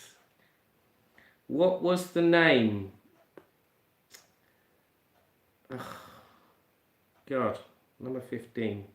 The old name for a Snickers bar before it changed in 1990. Wow. Right, that's 30 seconds. Right, 10 seconds. 9, 8, 7, 6, 5, 4, 3, 2, 1. I'm sure you all know this.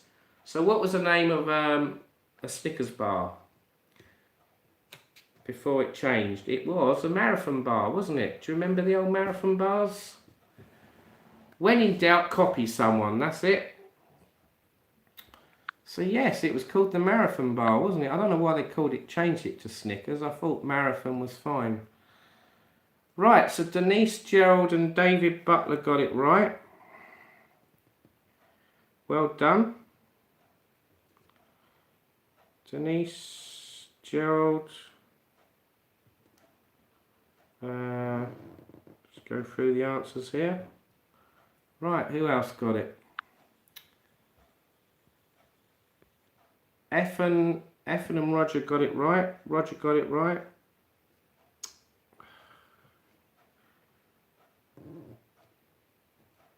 JJ didn't answer that one. So 5 out of 6 people got that right.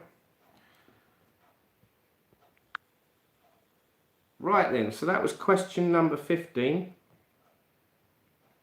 So now we're going on to question 16. Who was the head of state in Japan during the Second World War? Who was the head of state in Japan during the Second World War? Time starts now. Who was the head of state in Japan during the Second World War? Do you know that one? I haven't got a clue.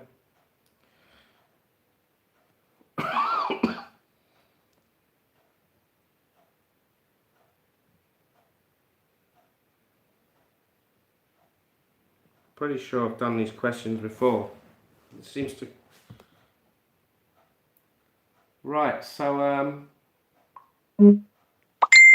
4 seconds. Right, I've got 10 seconds left. 10, 9, 8, 7, 6, 5, 4, 3, 2, 1.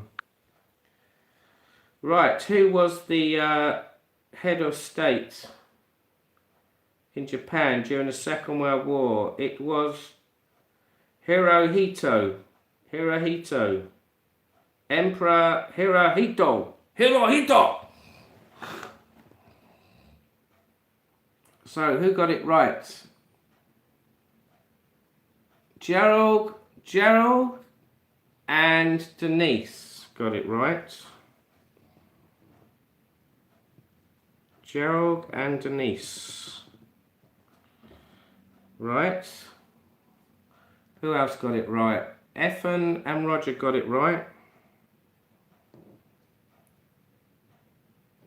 Ethan and Roger got it right. It looks like we might have to do an extra question tonight.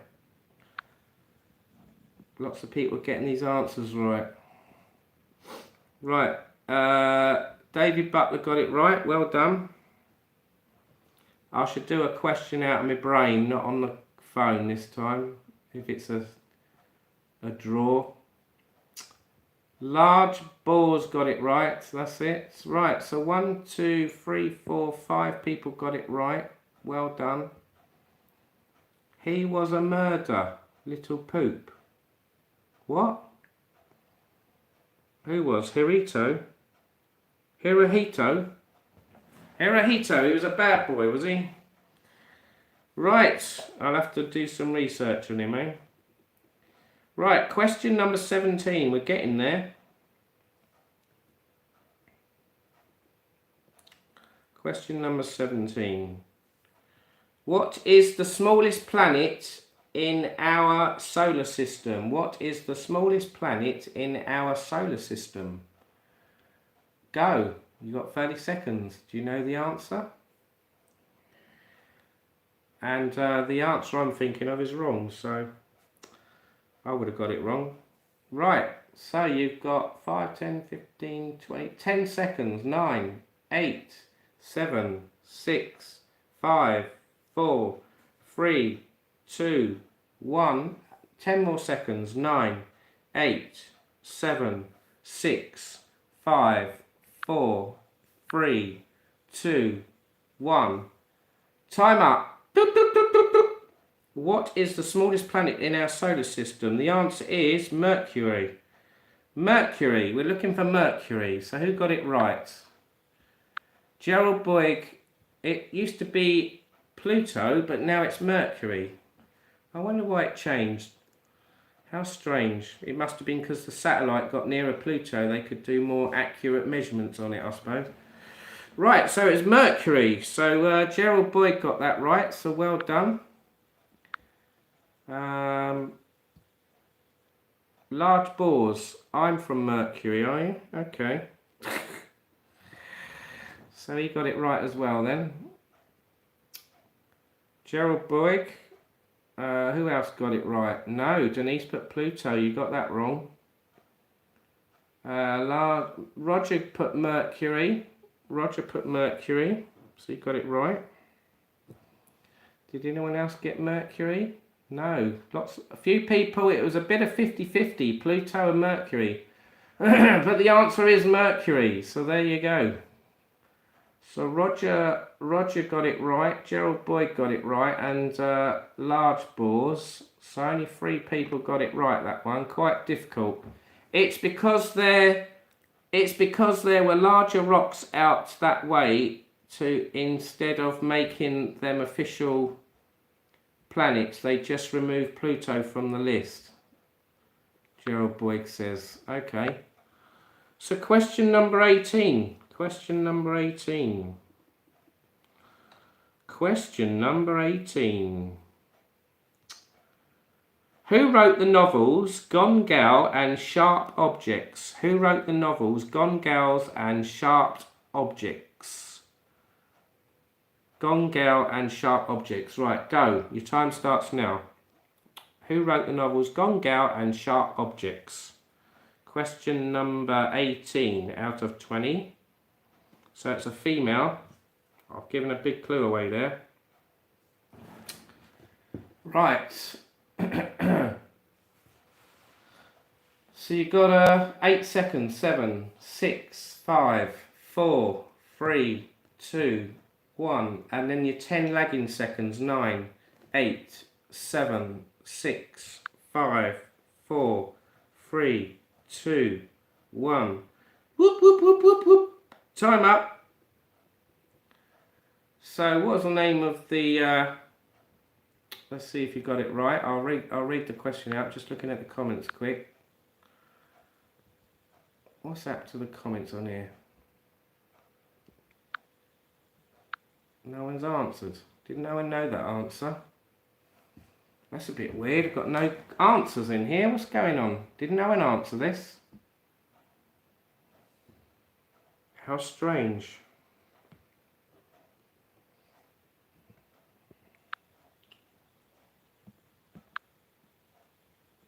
Did anyone answer that question? I don't think anyone answered. It's either that or YouTube's comments has gone up the creek.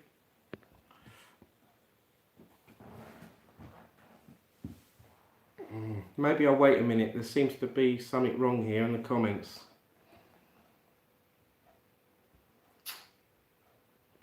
If it's crashed, then that's the first.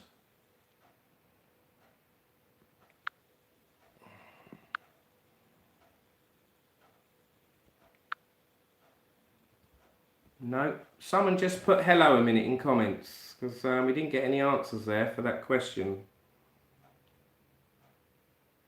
Comments gone. YouTube. Oh, here we go. They're coming through now. Alright, I'll give you another 30 seconds. There you go. I'll give you 30 seconds because something went wrong there. YouTube comments crashed. So you've got 20 seconds to get your answer in. If you didn't get it, write it in again. I don't know what happened there. That's never happened before on a live. Never.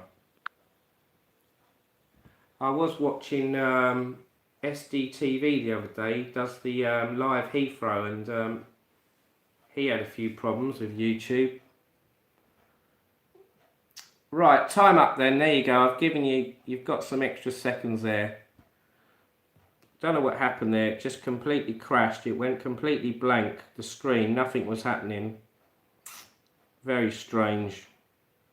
So, who wrote the novels Gone, Gal and Sharp Objects? The answer was Gillian Flynn. Gillian Flynn we was looking for. So,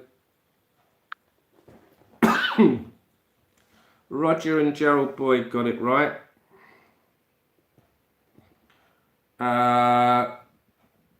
David answered. Okay, Anne, thank you. Let's have a look. Effin.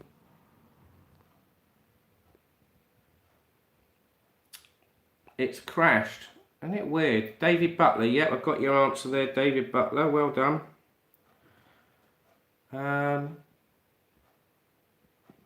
Yeah, that's the first time that's ever happened, that. Effin got it right. Denise didn't answer, or JJ didn't answer that one. Never mind. I don't know what happened there. It just went blank. There was literally no comments. And they've come back again now. How weird. Jesus. Okay, right. So question number 19. We're nearly there now, guys. 2 more questions. Right, question number 19. Makes me wonder if I should jump the queue here.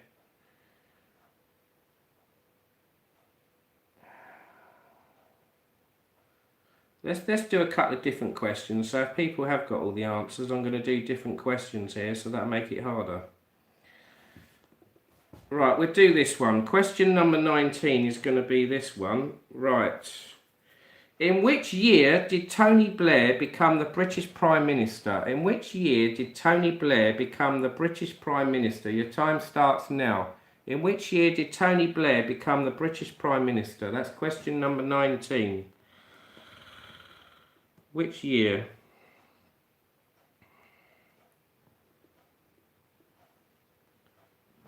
Got 15 seconds. 15 seconds. Which year did Tony Blair become the British Prime Minister?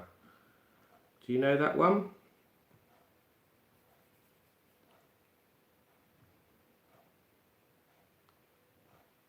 Right, you've got 10 seconds. 9, 8, 7, 6, 5, 4, 3, 2, 1. Time up. Time up. Question number 19. In which year did Tony Blair become the British Prime Minister? The answer is 1997. So, who got question number 19 right? Let's have a look. We've got David Butler and Effin got it right. Well done. Blimey.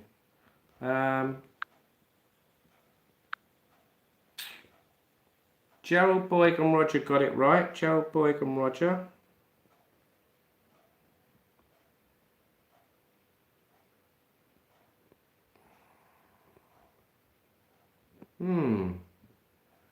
Hi Denise. Has someone deleted Denise in the comments?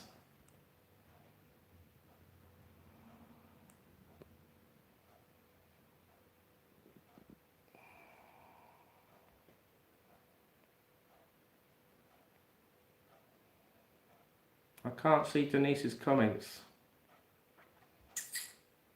We've got Roger, Gerald, Boyd, Effin, David Butler.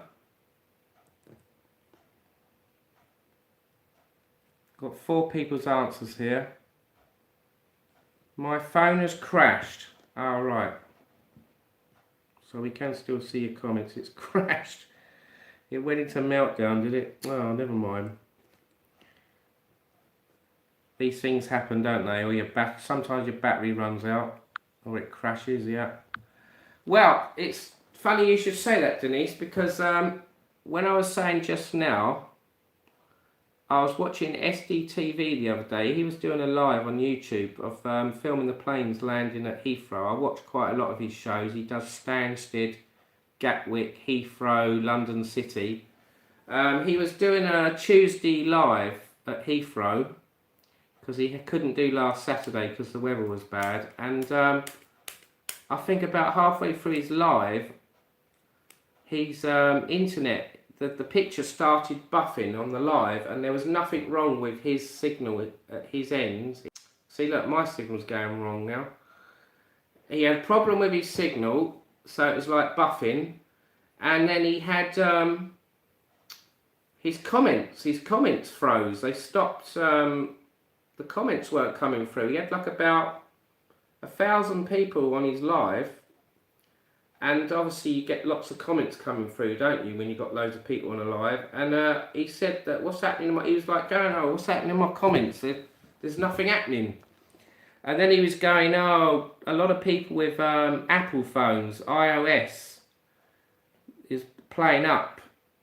The YouTube was playing up on a lot of people's Apple phones. So I think that is a bit of an issue lately with certain phones. Apple phones are not working very well on YouTube. I don't know why.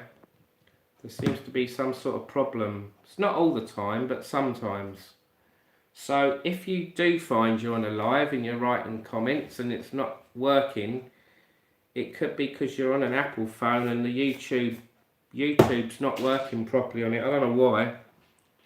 Maybe there's a bug in the software or something. They'll have to do an update.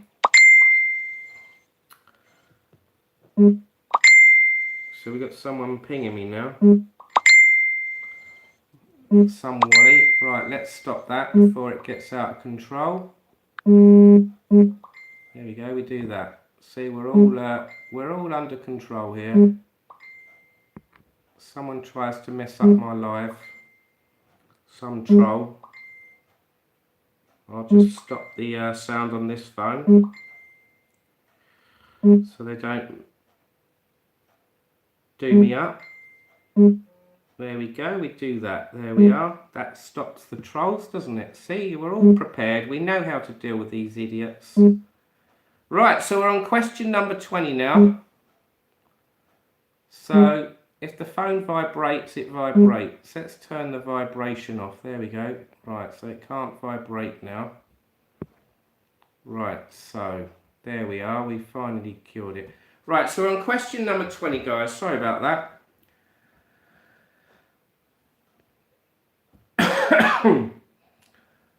Google to get rid of Samsung, Roger says. Oh, I didn't know that. Well, that'd be bad news for me then. I won't be able to go on YouTube then with my phone, because all my phones are Samsungs and Xiaomi, and they all use Android's software, so that could be a big problem then. Well, let's hope that doesn't happen. Right, sorry about that. Right, let's get on question 20. Let's get this quiz over and done with. It's nearly 10:30 at night. Right, question number 20 then. So this is the final one, guys, unless we got a tie.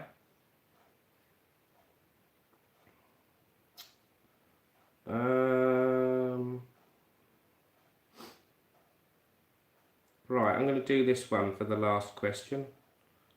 I'm doing random ones now. Name the coffee shop in US sitcom Friends. Name the coffee shop in US sitcom Friends. That's question number 20. Away you go.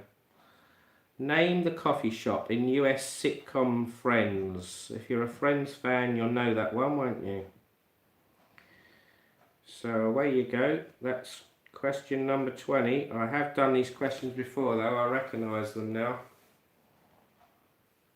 Right, so you've got 10 seconds. 9, 8, 7, 6, 5, 4, 3, 2, 1. And then 10 seconds for laggers. 9, 8, 7, 6, 5, 4, 3, 2, 1. Okay. Time up. Time up. No more. Right, who's Perk? What's that all about, Perk? What do you mean, Denise? Right, so what was the name of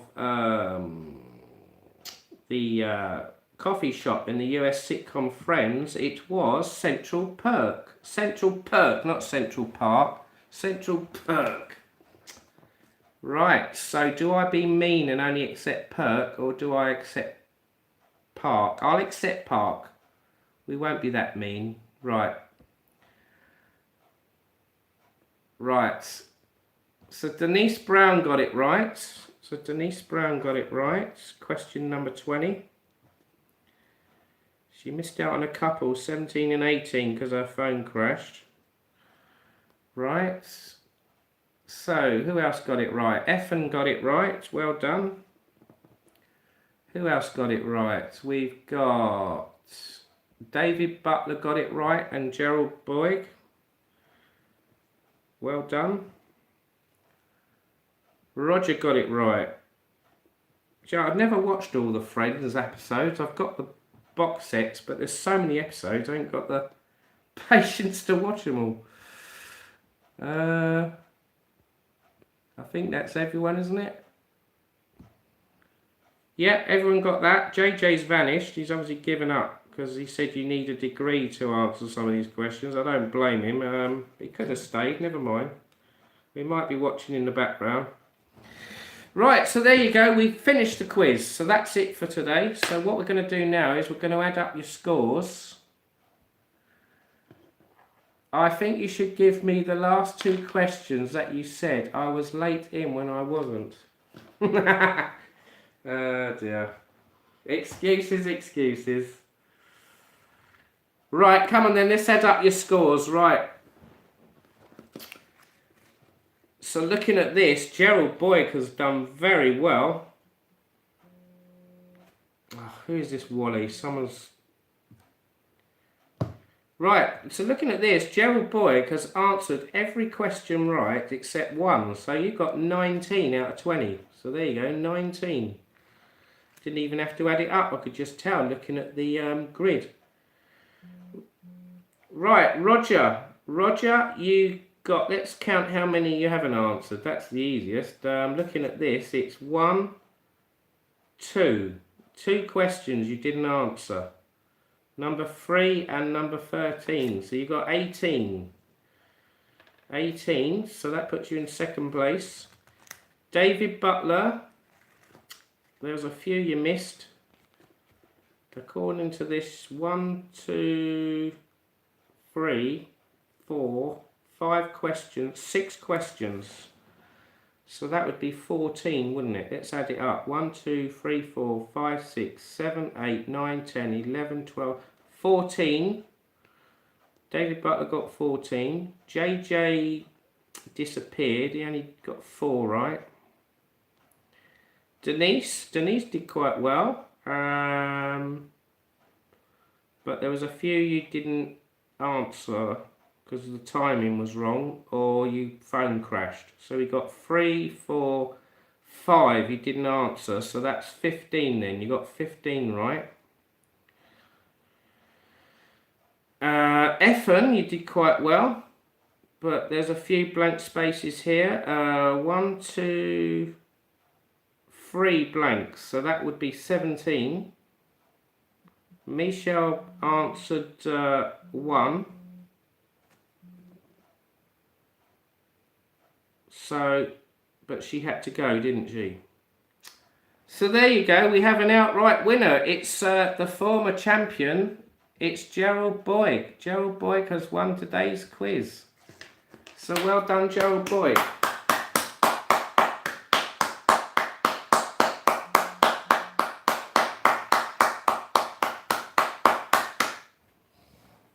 So, well done everyone for entering. I hope you enjoyed that quiz. It was quite good. Second place was Roger. So Gerald Boyd's the new champion, Johnny Vlogger quiz champion. There you go. Well done, Gerald. David Butler says. I like the emojis. Well done. Bow before your master. Bow. Oh dear.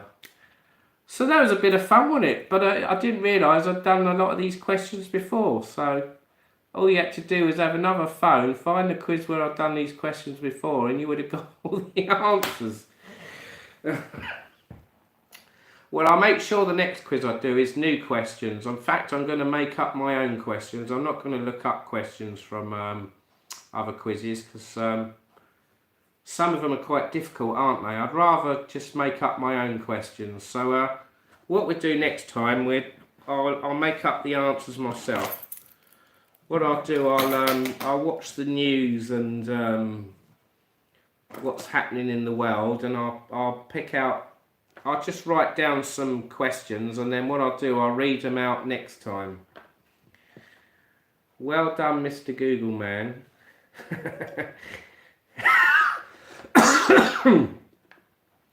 I've been called. Gerald Boyd says he's been called Mr. Google Man by the Google overlord himself. I'm flattered. Well, like I said, if I do my own questions, then it'll probably be harder. Thank you, Johnny and all. Have to run. Night, night. Good night, David Butler. Thank you for joining in and entering. Well done. And is that Anne-Marie? I lost the comments again. Hang on. Well done, Gerald, Anne-Marie Elton says. 3 thumbs up. There you go.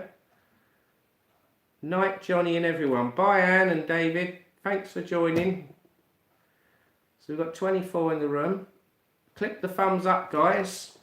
Click the thumbs up. Come on, we got 19 likes. Come on, let's get 20 likes. One more like. Come on. It would be harder if I did them because I just what? Put them in Swedish. There we go. We got 20 likes. That's it. Thank you, whoever that was. Right then, so what we do now then, do you want me to chat for a bit? Shall we chat? We'll do a bit of chatting, shall we? Maybe 25 minutes chat. There we go. We'll wrap it up at 11. So we've been live 2 hours, 4 minutes. 23 likes. Thank you. We got. What should we talk about? Let's have. Anyone got any ideas what you want to talk about? What should we talk about? Should we talk about the English summer or holidays? People going on holiday soon? Where are you going? Tell us where you're going. Have you booked up anywhere? Were you thinking of booking up anywhere?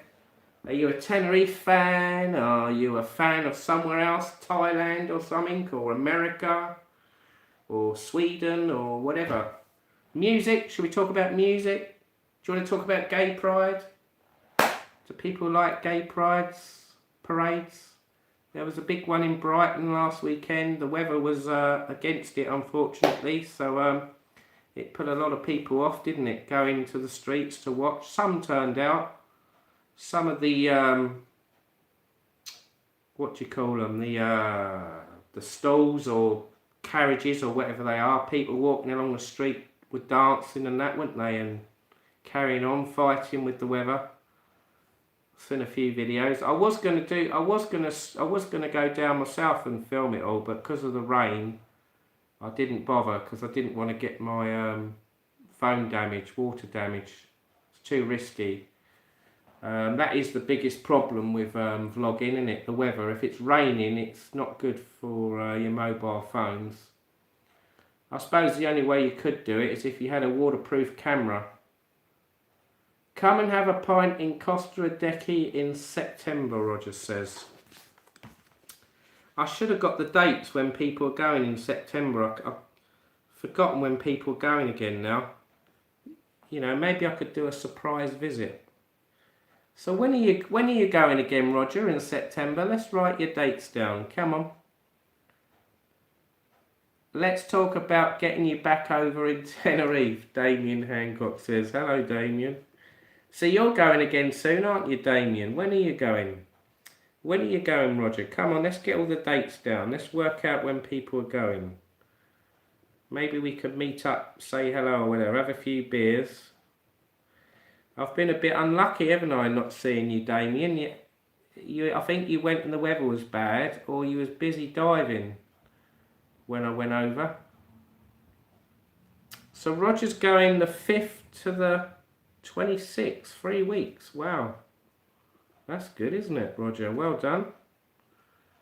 Damien's going on the 8th now, 8th of October. 8th of October now.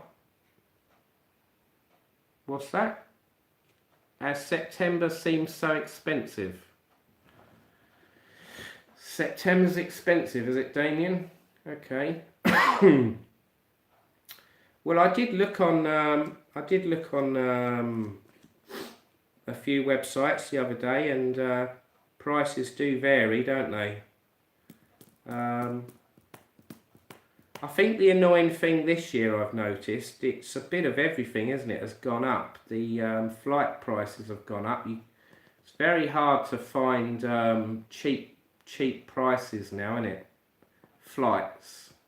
They've definitely gone up. I mean, if you go back a couple of years ago, you could get a flight for £15, £20, even £25, £30 to Tenerife one way. And you try and find that now, you'll have a lot of trouble now, especially from like Gatwick. It's like impossible.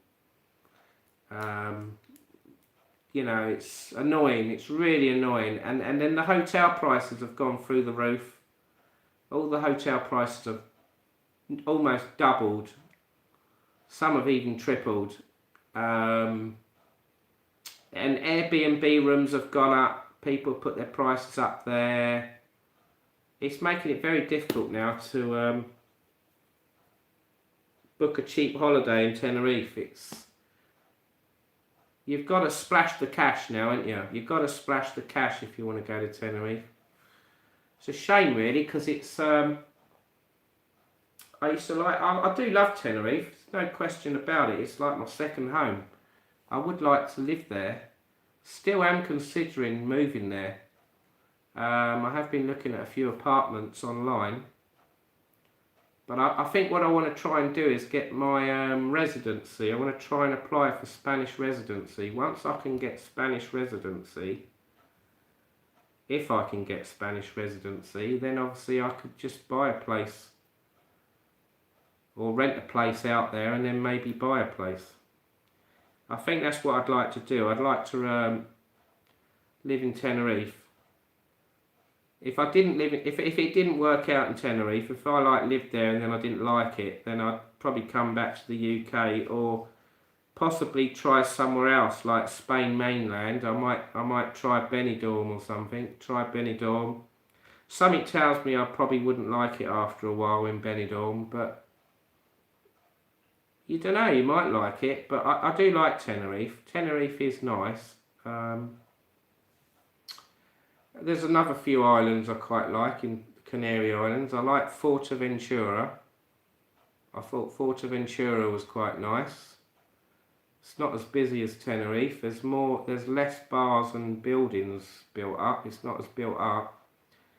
But the island's quite bare. There's a lot of bare land there, isn't there, in Fuerteventura? Gran Canaria is sort of alright, but I haven't been around the whole island, so I don't really know. Same as with Fuerteventura.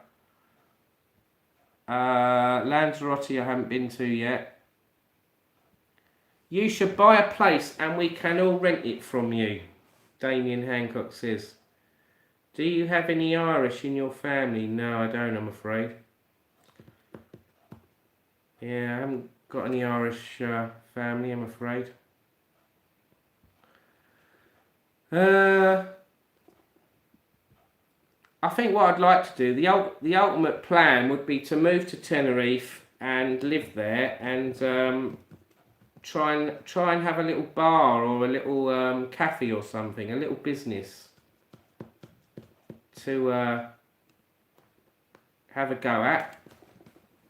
Or if not, just work part-time maybe, work part-time somewhere, you know, like in a bar or cafe or something, or maybe fixing cars, you know, I can fix cars.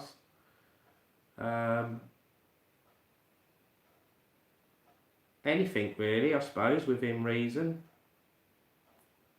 Maybe get a job at the airport even, Tenerife Airport. Be a baggage handler or something. I wouldn't mind that, seeing the planes and that.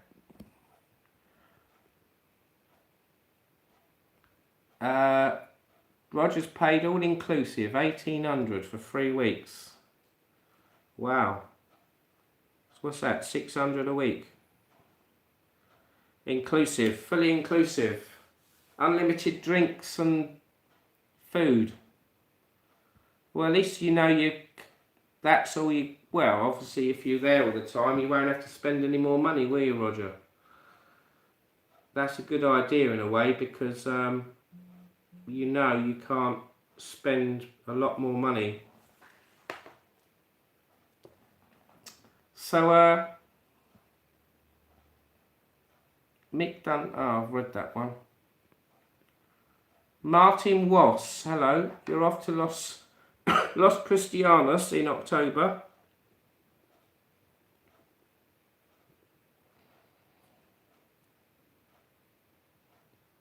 When you going there then, Martin? What dates have you got? I think Anne-Marie and David Butler are going in September, aren't they? And a few others, Trisha and maybe Lynn Rowlands is going there. Not sure, Colin might be going there. But I think it's down, he says something about his daughter, Steph or something. It depends on Steph, his daughter. She's got to have some, is it some, what do you call it? Is it, she's got to have an operation or some checks or something at the hospital? It depends on the dates or something, he said. So, I suppose, you know, you've got to put your family first. And then holidays have to go on hold, don't they? It's all about your family being okay at the end of the day, and then you go on holiday. You don't want to go on holiday and then get a call saying, oh, your daughter's ill, or your aunt's ill or something, or whatever. Do you know what I mean? That's the last thing you want, isn't it? I mean, I had a bit of a scare when I went to Paris in June. I was doing a vlog going down this road. I think I've got the video on my channel. It's Dugal or something. I was doing a video and then all of a sudden my phone rang and it was my daughter Chloe, one of my daughters. She rung up and she was in Tenerife, and she said, "Oh, I've just had a car crash," and I was like, "What?" Like, I was a bit shaken up about it. I was like, "Are you all right?"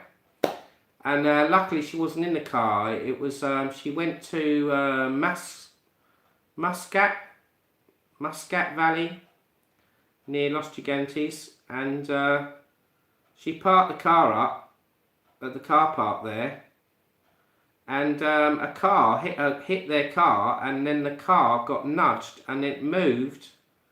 I don't know how, because the handbrake was on apparently, but it must have had a weak handbrake, but it made the car start moving, and it started rolling down the hill, and it crashed into a brick wall and wrote off the front of the car. The front of the car, it was a Hyundai, I think it was. It got smashed to smithereens, and it was a write-off. And luckily she wasn't in it, but she saw the car get hit while they were taking photographs, and thank God they weren't in it, or thank God no one got injured from the car moving at Muscat, because that's a very dodgy area. There's a big drops there, isn't there?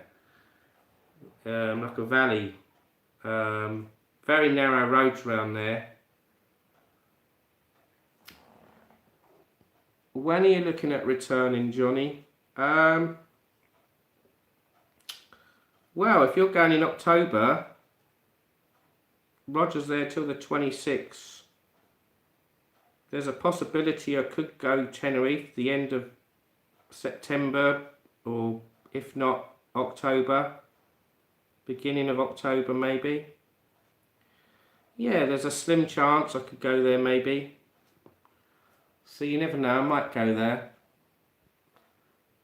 We'll have to see. I'll have to look at some prices. So let's look at your comments. Lewis 15, I love you, Johnny. 17th of October for 10 nights. 17th of October. Christian Sir Apartments. Where's that? Is that in Los Cristianos?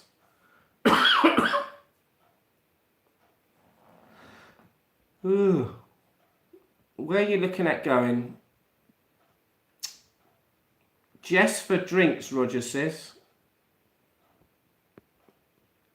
Only when we go out during the day, just for drinks. So you spend a bit extra going out drinks, Roger says. And then everything else, all the food, you got it in the hotel, I suppose. If you're fully inclusive.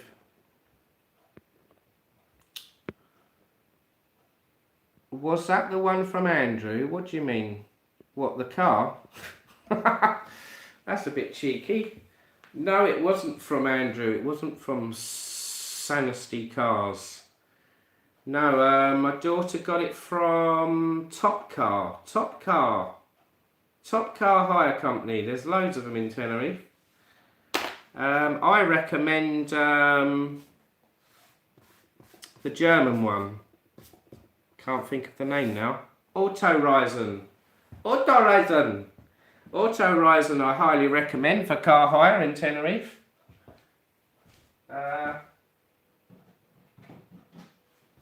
One thing I do recommend you do, because there's a lot of car hire companies conning you out there. Sanesty are very reliable and honest, so I do recommend them, because I have hired a car from Andrew before. I hired a Fiat Panda, I think it was, when we had the lockdown. It was a good little car, cheap run around. He was doing special prices then, but obviously he's had to put them up now, because obviously the lockdown's over. You know, you just pay, with Andrew's company, you just pay one price and that's it, you're covered. You're insured and your car hire. And with Autoreisen, you can opt for extra insurance to cover you for damage. I.e., if you had the car parked and you came back and say a car hit it and drove off, say like the door got dented or the front bumper got smashed, or I don't know, say someone smashed a window or something and drove off. With if you pay a bit extra, you get that's covered. But if you only get the basic insurance with car hires in Tenerife, you know, you go back with a mark on it or a scratch or a dent, and they sting you. They sting you for the excess, which could be £1,000 or more. So you've got to be very, very careful with car hire companies in Tenerife. I got conned by. I went in December last year, and I paid for insurance and the car hire, and it was what were they called now? They were called what were they called? Mobility car hire they were called, and I hired the car, booked it all online. I paid for extra insurance, and I turned up at the airport, got the free transfer bus. It was only up the road, the other side of the motorway, and we got off the bus, went into the office to get the car, the keys, sign the paperwork or whatever, and it was nearly 11 o'clock at night, and the guy was in a hurry to shut and go home. Basically, he wasn't interested in explaining to me what I was covered for and that. I felt like I was forced to sign a piece of paper very quickly, not allowed to read what I was covered for, and he was basically saying that my insurance was invalid. It wasn't covered for the car that I was hiring, and he said the only way you can take the car is you've got to spend another €200. You've got to spend 200 more euros to get top insurance that's covered with their company. And I was fuming, and I had no... It was like, what do I do? Do I just go, I'll stuff you and not bother and be stranded in the middle of wherever this place was in Tenerife at 11 o'clock at night, pitch black? Or do I pay the €200 and... just have to swallow it with,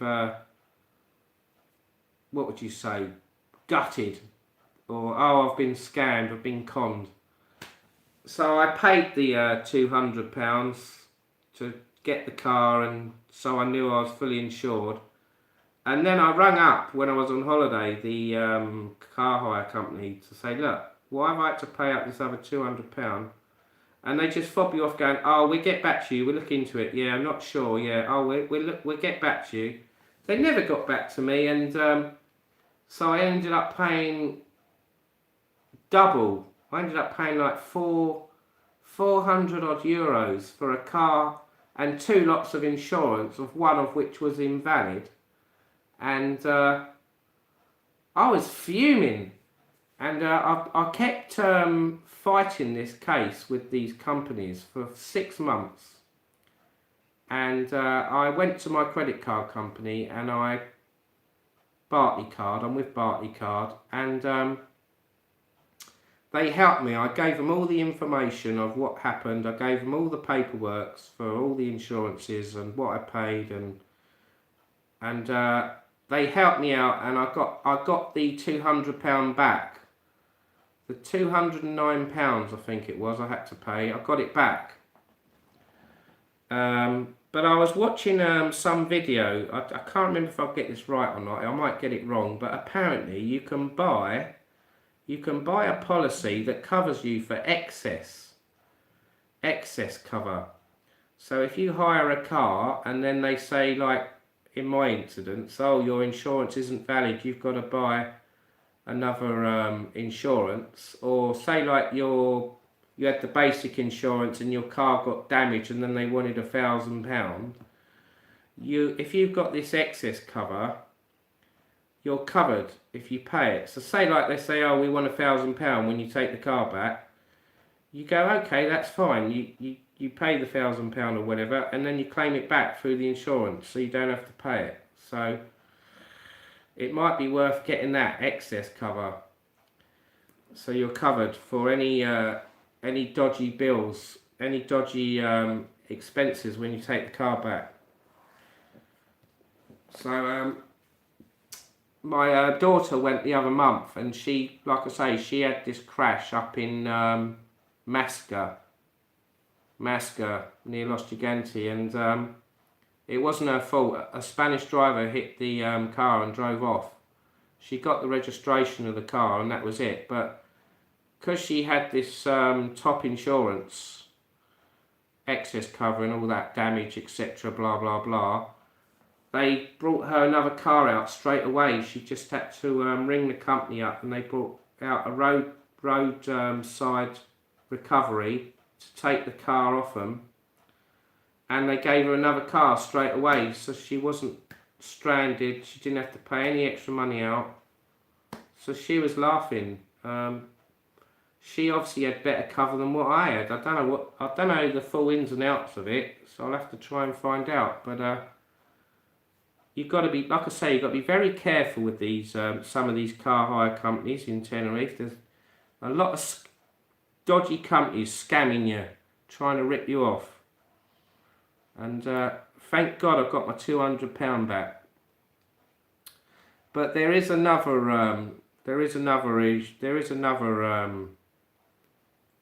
thing I've got to try and sort out, which is nothing to do with Tenerife. I bought a bed on eBay, a double bed, 6 foot by 3 bed, and it was brand new. It was how much was it? It was 235 quid. It was double bed, standard 6 foot by 3 double bed. You get your mattress, your 2 bases that you join together, and the headboard. I ordered it on eBay. I ordered a specific colour. I wanted black, and if they didn't have black, I wanted grey. And what happens when it came? It came by a company that have now gone bust, Tufnells. They've now gone into liquidation apparently. They delivered it on the day they said, but what I didn't check before I signed it, it was the wrong colour. It was bloody blue, wasn't it? The bed was blue.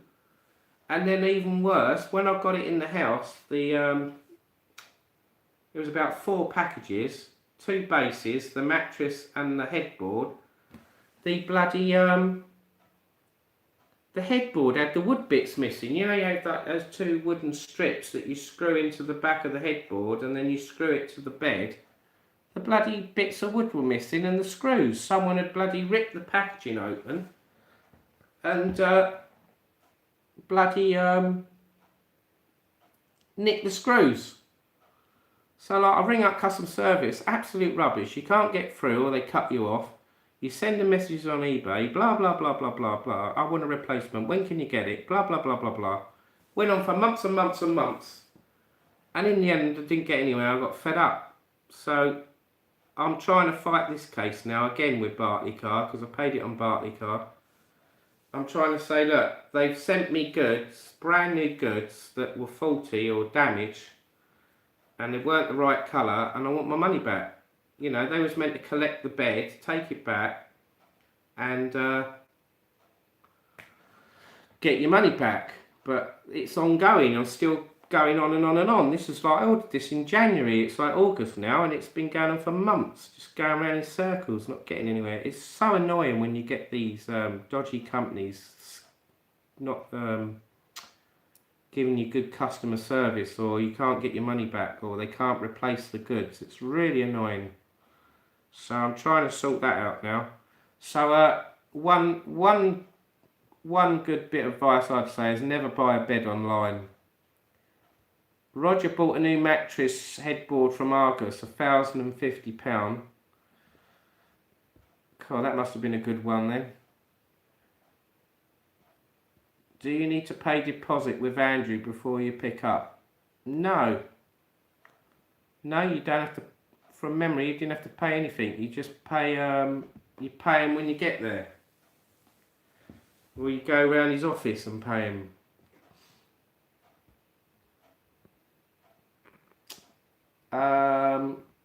Wanna queue some ranked?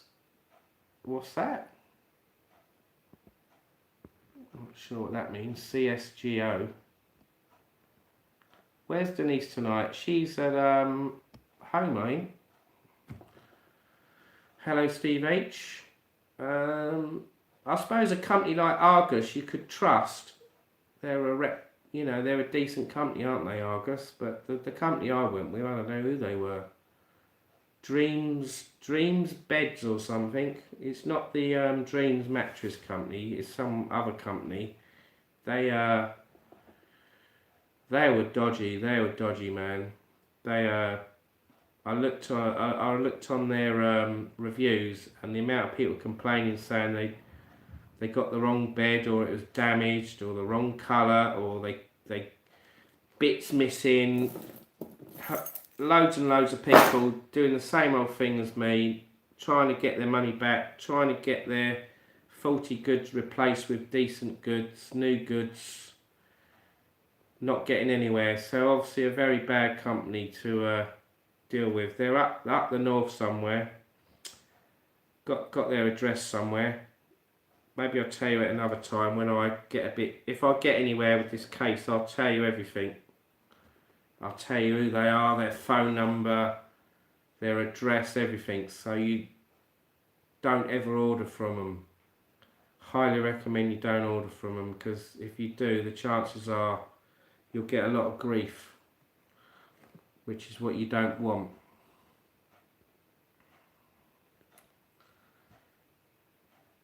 Good evening, Steve H, Denise says. She's come back on now.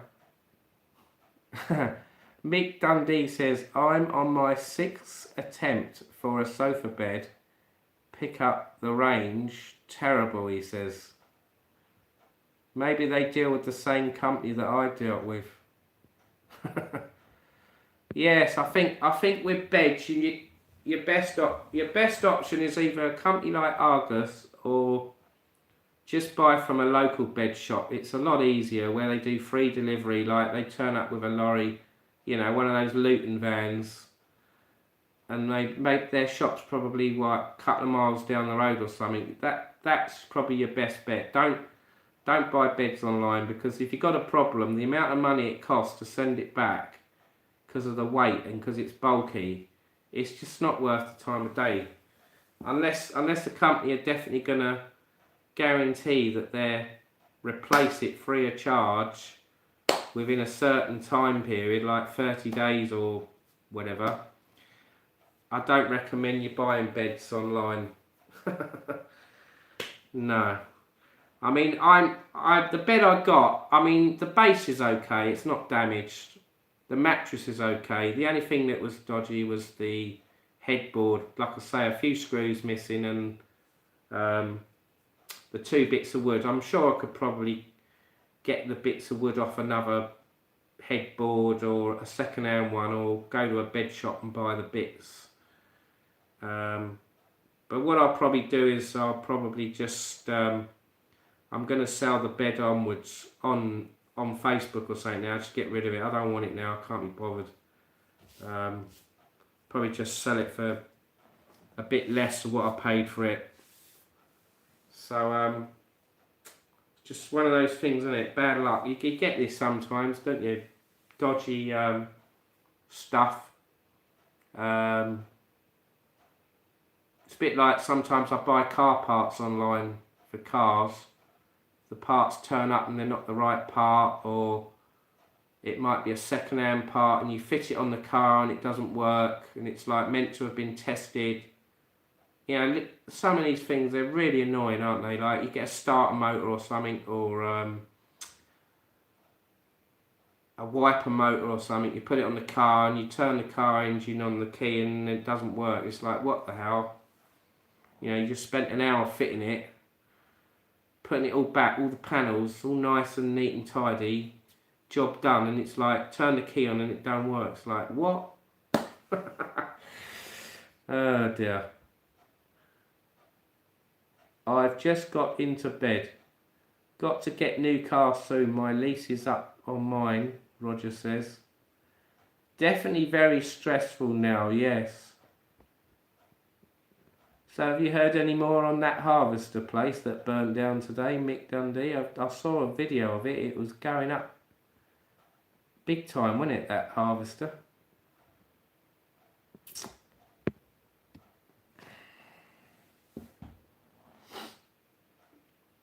Right, so we've been live 2.5 hours. What's the time now? It's gone 11. I said I was going to stop at 11, didn't I? Right, I'm going to get a drink quick. I'm going to get a beer. So hang on a minute, guys. Hang on, I'll be back.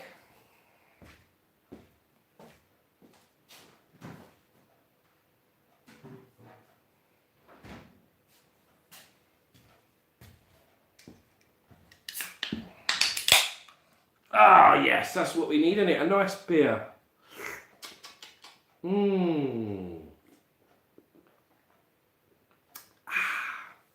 Soothe the throat, refresh.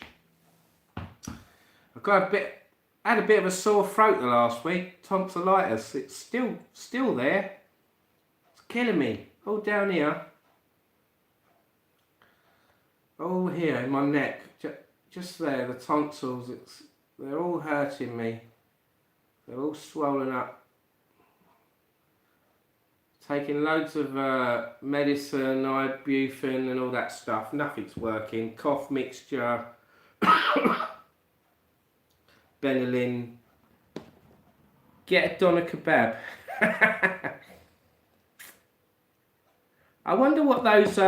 I don't know if they still do it now, but you remember you used to get beds online and you could try it out for 100 days. Or was it 99 nights? Free trial. And then after that you say, I don't want it now.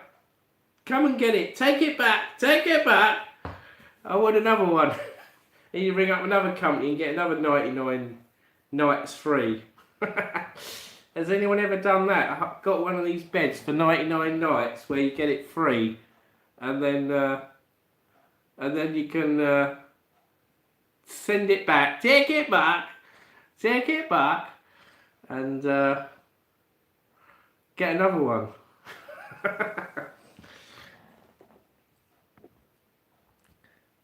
I bet they don't take it back though if it's got a stainy mattress. Oh dear.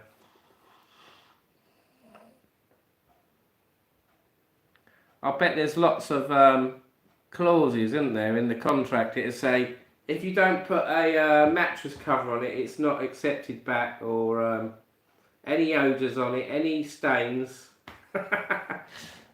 You have to pay for it. Need antibiotics for that, Mick Dundee says. Yes. Yeah, I'll probably have to go to the doctors and get some. Bloody pain. Johnny, get a takeaway. What's the time now? It'll take nearly an hour to get here though, won't it? Get a takeaway and you'll feel better, Johnny boy. Well, we could do. Private number, missed call. I wonder who that was.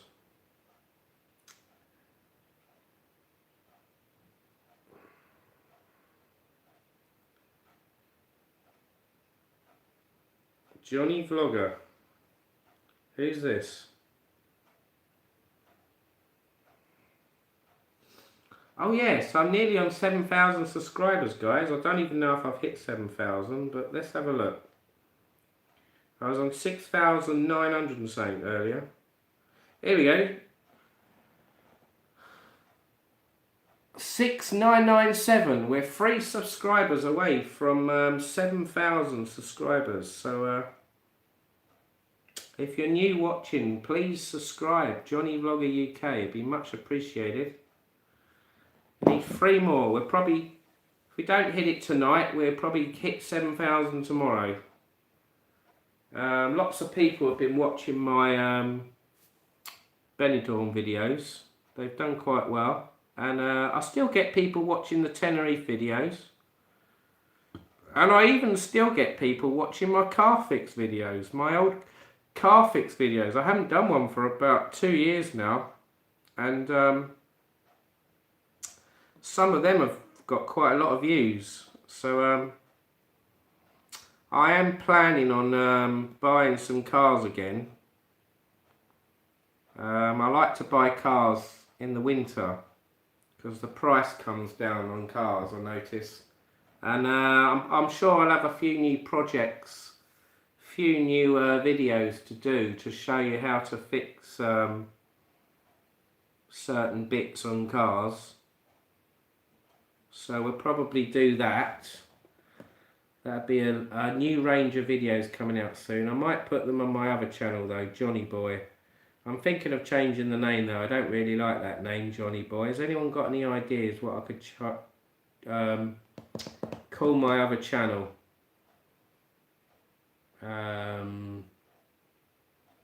What do you think?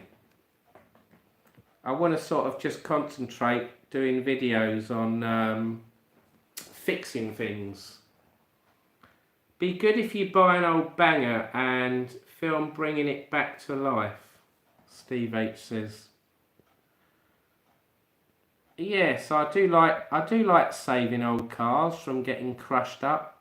I have a bit of a heart for cars. Bit like motorbikes really. I used to buy motorbikes, non-runners. And 9 out of 10 it was the piston had blown up, or the piston rings were knackered, or there was no compression. I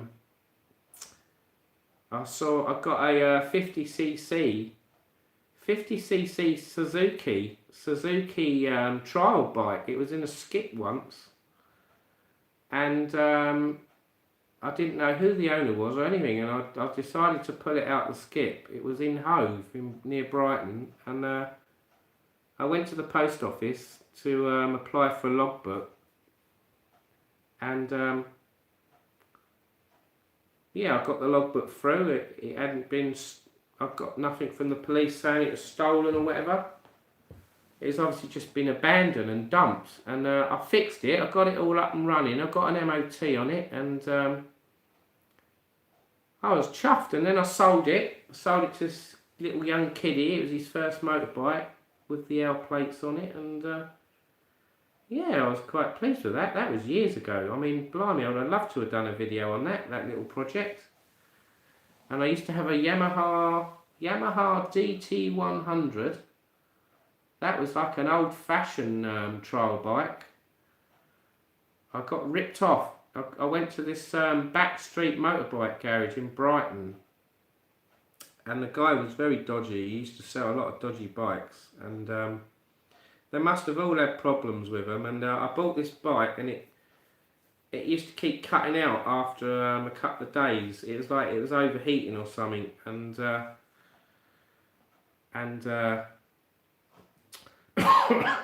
I took it back, and he says, "Oh, I can't find anything wrong with it," and all this stuff. Or, "Oh, it's sold as seen, there's no warranty." It was only like 200 quid. It was like, "You bastard," sort of thing, you know. And luckily I knew a guy that lived in my road who was quite hot on bikes, and he had a look at it for me, and he said that the exhaust was blocked in the middle. It had like this bendy, twisty exhaust from the front, and it was quite big, and then it got smaller and smaller as it went up and round to the back, and it was all full up with like black soot. Carbon, I suppose. It needed decarbonising, and he unblocked it for me, and something with the coil or something. There was something wrong with the coil on the side, the bit that spins round that generates the electrics for the bike. He got that going, and then it was perfect, and I paid him a bit of money, and I didn't obviously know much about bikes then, and I was well chuffed. It was like running like a brand new bike. You know what I mean? It was it's nice when you find people like that. They don't rip you off. Roger had a DT125 in red and black. Steve H used to restore two-strokes, but was a very expensive hobby. John Salvage. Yeah, John Salvage, that's a good one. Do you know what I'd like to get? I'd like to get one of those recovery trucks. You know, like the transit ones, where you've got the winch on the back with the ramps, and then you've got your little yellow beacons. Woo! Johnny Salvage. And then you put a little advert in: cars bought for cash. MOT failures, non-runners or whatever. And yeah, I was thinking of doing that, you know, starting up a little business and try and get a little workshop or something. Because I love all that. I love it. I like, it's either fixing the cars, the engines, or other bits around the car. I like doing all that. And I like doing body work as well. I like doing all the sanding down and the filler and swapping panels over. Yeah, I like doing all that. I mean, I've done a bit of welding. I'm not hot on welding, but I can do a bit of welding. But I probably need to change the welder I've got. It's a bit shit. It's only a basic one. It's I got it in like what's the name of that place? Oh, I don't know. I can't remember now. But I'll show you it one day if I'm doing a video on a car. It's MIG Weld, is it, or something? MIG Weld, the name. Bought it in some shop that sell them. It was about 200 quid, I think it was. And it's like, it uses electric, and then it's got like a reel with, it's like solder, but it's flux, isn't it? Is it flux? Or whatever it is, the welding stuff. And you press the button and then it comes out, and then it sparks, and it goes zzz, and you've got to have your hat on so you don't go blind. I'll tell you what though, that is bloody dangerous welding. I was doing it the other year and I was underneath this micro. I was doing like the sill in the middle because they're quite prone to going. I cut out this plate and I spot welded it in the corners, and then I had to do a continuous weld all the way around. And I started doing it and I didn't have the proper gear on, and all the sparks were coming off. And no joke, bits of the sparks were going on my arms and going through the clothes and burning me. And I had to stop. And one bit nearly went in my eye. I could have gone blind. It was very dangerous. I had goggles on, I had the helmet on, I had a coat. I had like 2 layers of coats on. I had proper welding gloves on. But my jacket, because it was like hot bits of metal flying, they just went straight through the clothes, the jacket, and burnt it. I had all these holes in it.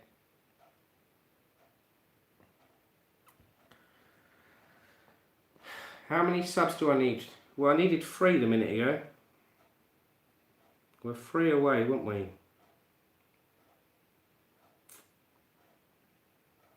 Can't even find it now. Oh, 1 more. There you go. 6999. 6999. There we go. 6999.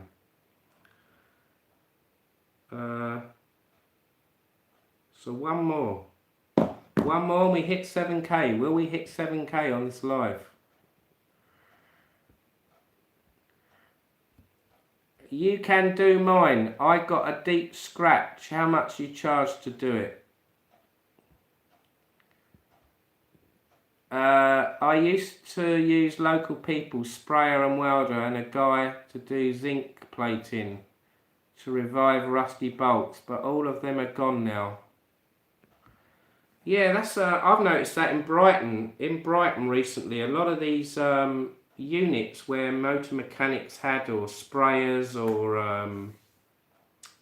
whatever, breakers, they hire out these little units. They've all been demolished. A lot of them have been demolished, and they're not there now. And what they do, it's either just wasteland with nothing, or they build flats. They build flats on them now.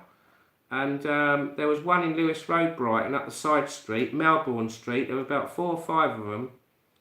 I used to go there sometimes, like for tyres. There was a tyre place, they've gone. There was couple of Iranian mechanics, they were quite good. If I couldn't fix a car, I'd take it to them and they would fix it. Sometimes I used to sell cheap cars as well, so I used to buy a few cars off them. They're gone. And then there was like a spray shop, that's gone. There was all in a line, like 3 or 4 of them. They've all gone. And then there was a welder down near the Brighton Pier. I haven't been there for years, but I knew he was still there. But I went past there the other week, and they've demolished 2 or 3 units. And there's just a big hole now. There's nothing there. So that's the end of another era. A lot of garages, mechanics, sprayers, whatever you want to call them, they're all being pushed away, aren't they? They're all they must have to move out to the edge of the city, or find somewhere out in the countryside or something. It's a bit sad, really. It's like, you can't go somewhere local now. It's getting harder and harder. A bit like MOT places. A lot of them are shutting down. A stupid woman in a white Ford hit my car in a car park. Well, did you catch her doing it then?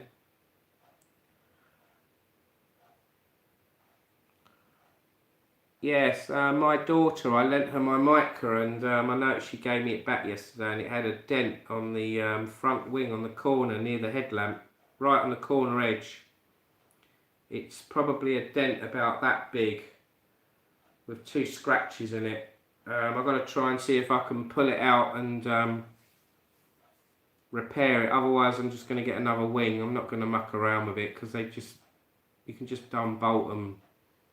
But obviously I want to get the same colour. But it probably won't match though, will it? You're never going to get the exact colour unless you spray it again. ULEZ is hitting my area very soon. Terrible thing. Drive properly, Roger, and you wouldn't need to.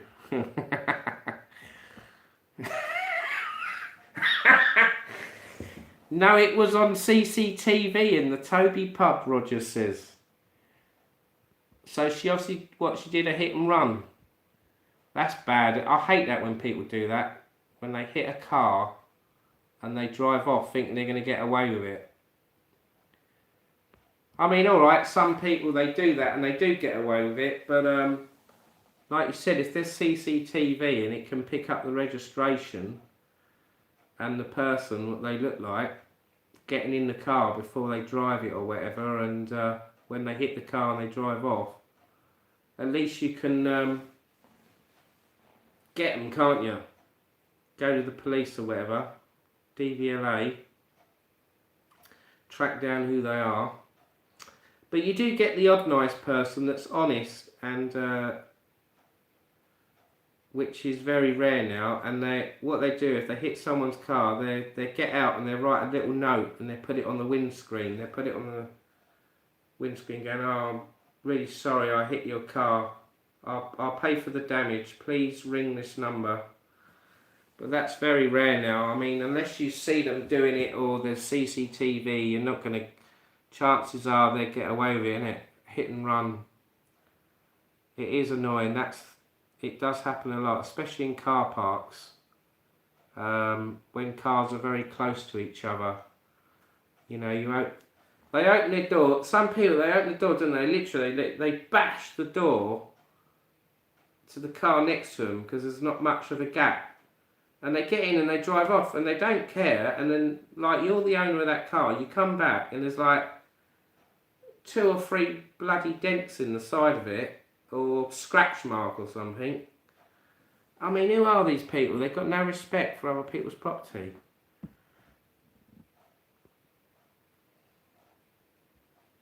Cameras going up everywhere, Mick. Hey, when you're ordering that kebab, yeah, that's good thought there, Steve H.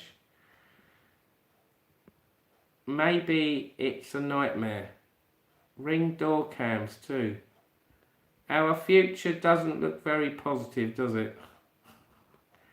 I saw a brilliant video the other day. I don't know if you've seen it. Hopefully more people are going to do it in London because they're anti-ULEZ supporters. What they're doing now, they're going out at night time and they're climbing up the traffic lights that have got the ULEZ cameras on them, and they'll have a drill on them with the right socket, and they go, like with the hydraulic drill bit or whatever it is. And they get the camera off literally in about 10 seconds. They pull it down and then they get a pair of cutters and they cut the lead, and then they get the whole camera. They get the whole camera and they go, yeah, we got it. And then they throw it in a bush or something, or in a dustbin, to stop them filming the cars going past, to get the £12.50 a day. Hopefully more and more people would do that. Obviously it's not legal, but if a load of people keep doing that and they keep taking these cameras down, hopefully that will help them stop this ultra low emission zone. It's a bit mean, isn't it? £12.50 a day. Do you live in London? Do you have to pay £12.50 a day because you've got an old car, or because your emissions is 1 gram out from complying with ULEZ or whatever? It's all a big con at the end of the day. I mean, really? I mean, I go to London every so often, and whether there's ULEZ or not ULEZ, or congestion charge or whatever, I don't think the roads are any different, do you? I think they're still congested whether there's cameras or not, and they charge or don't charge. It's just a money-making thing. Obviously, it's not just London, no, it's other places, yeah. In Brighton, they don't have it yet, but I'm sure they will eventually. But there's places, is it Bristol they got it? The Midlands, I think Newcastle they've got some. You tell me, guys, where do you live? Have they got these cameras where you live? Do you hate them? Are you anti-cameraman for cars? I mean, the other ones are the cameras in bus lanes, isn't it? When you do a left turn and you go over a bus lane, and then the camera takes a photograph of you, and zap, you get a fine. There's one in Brighton. I might do a video on it. It's down Marlborough Place. And there's a bus lane, or a bus gate. A bus gate, as they call it, question mark. And a lot of tourists go to Brighton and they go to this bit of road and they get confused. And I was reading up, someone won their appeal. Most people lose their appeals. Probably 99% of people lose their appeal and they have to pay the fine. But this one woman won her appeal recently. And it was something to do because the sign said, what did it say now? It said, access, unless access only or something. It was a sign saying something about access, and there was all these signs saying you're not allowed to go there except vehicle access or something stupid. And this woman fighted her case and she won, and she didn't have to pay the fine. But obviously the signs, some of the signs are very confusing. Very confusing. Who goes to Bristol anyway? Oh, don't be mean, Steve H. Lots of those cameras for sale. Well, they're selling them on eBay, are they? Council have to buy them back. My mate had the whole of the passenger side of his car smashed in Asda car park and no note was left. Oh dear. That's not good. Not just London, Johnny, yeah. Who goes to Bristol? I do, Steve, Roger says. My town has loads of cameras gone up recently, and that is what all the roadworks is about. My missus is from Bristol, so we go to see her family. Okay. Right. I need to order a takeaway, don't I? What do you think I should order? A pizza, a kebab? What's that kebab shop down the road? I did a video of it. Don't know if they're still open. Let's have a look. They're probably shut now. I'll ring them up. If I find the video quickly, I'll ring them up. I'm just going through my videos. It's quite a while ago though, isn't it? Oh, bloody hell. Come on, Johnny. Oh, here we go. Kebab House. Big sale on Temu, up to 90% off. Shop now. Right. If I switch to iPhone, will it be easy to... Let's see if I can find the number. I think I know the number. Got these stupid bloody adverts.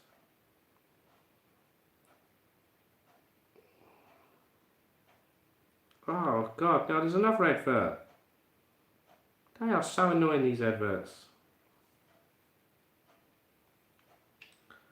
It's weird, isn't it? Certain times of the day the adverts don't come on, and then all of a sudden you get two come on.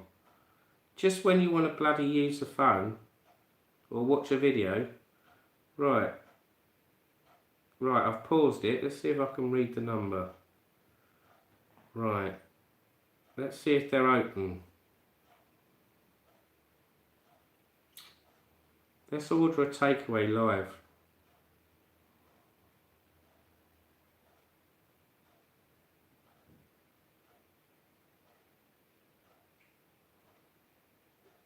Here we go.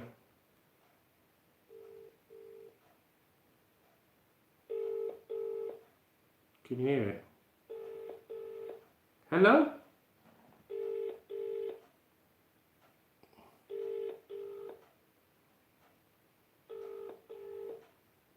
Ah, they're not open. Come on! Bloody kebab. They're useless, man. Ah. Oh well, we'll have to go somewhere else. I know where we could go. Rocky's Pizza. Rocky's Pizza. I rang up about a week ago. Ordered one. Here we go. What day is it today? Thursday, isn't it? So they should be open now. They're open about 12:30, so we should just make it.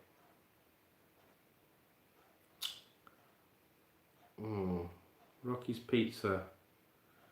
Right, so let's go on Google quick. Let's see if they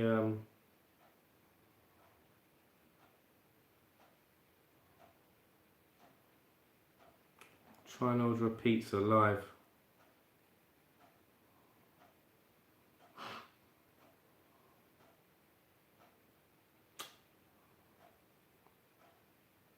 Closes soon.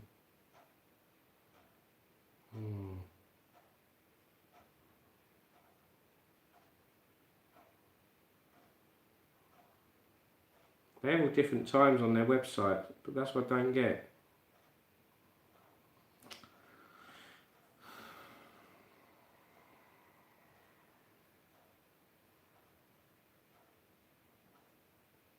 Right. Monday to Thursday, special offer, here we go.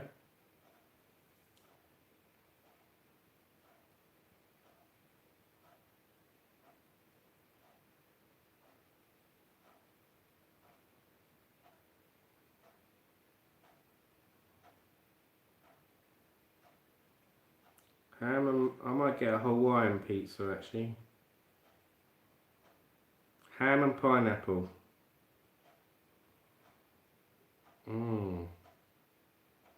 Let's get one of them. Ham and pineapple. I bet some of you hate pineapple on pizza. Are you one of the anti-pineapple people? Oh dear. Options. No, we don't want any of that. Right, skip that. Right. Add to basket. They charged me 12 quid though when I ordered this last time. It says £10.99.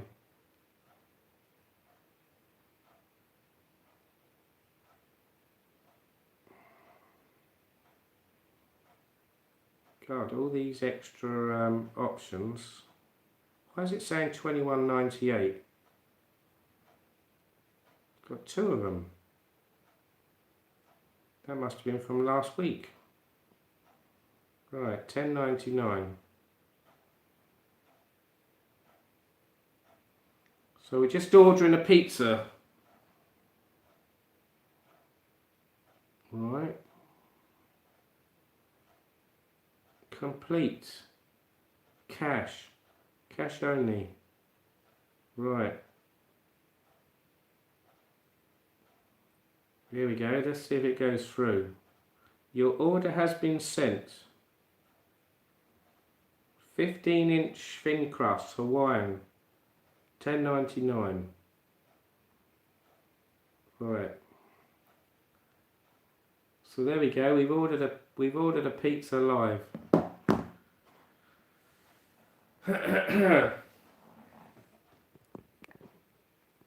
We got good battery. Right, let's read your I haven't been reading your comments again.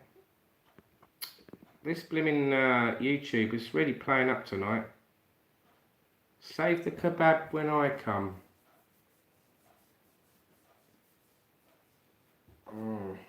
Maybe have one tomorrow then. Let's go back in your comments.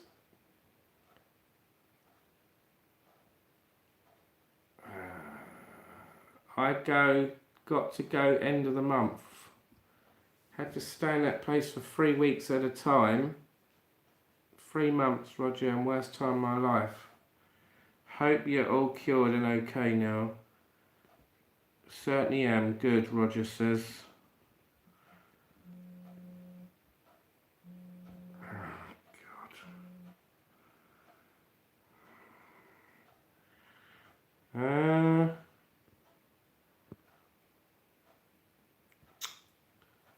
Hope you're all cured. What was wrong with you, Steve? What was wrong with you, Steve?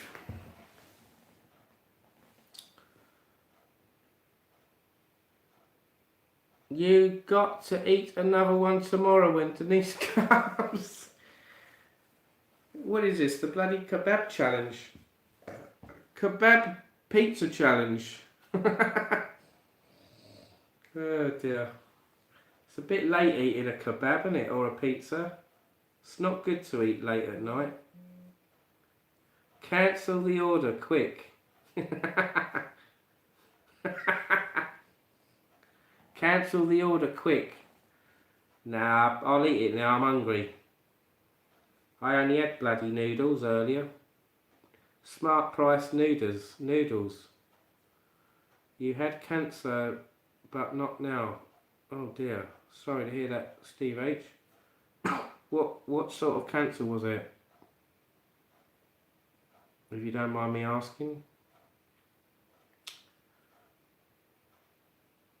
Was it prostate cancer or lung cancer or... I don't know, there's loads of different types of cancer, isn't there? It's great to hear you haven't got it anymore. That's great news, Steve H. So well done. I bet some people, they've probably got cancer and they don't even know they've got it. I mean, how do I know I haven't got cancer? I might have cancer for all I know. Unless you get a checkup, unless you get checked, you wouldn't know, would you really? Let's be honest.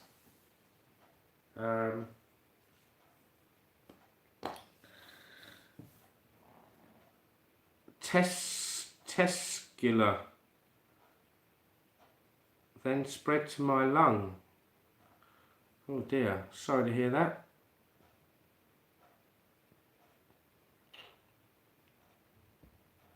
Well, thank God that it's been cured. That's good then, isn't it, Steve? That deserves a round of applause for not having it anymore.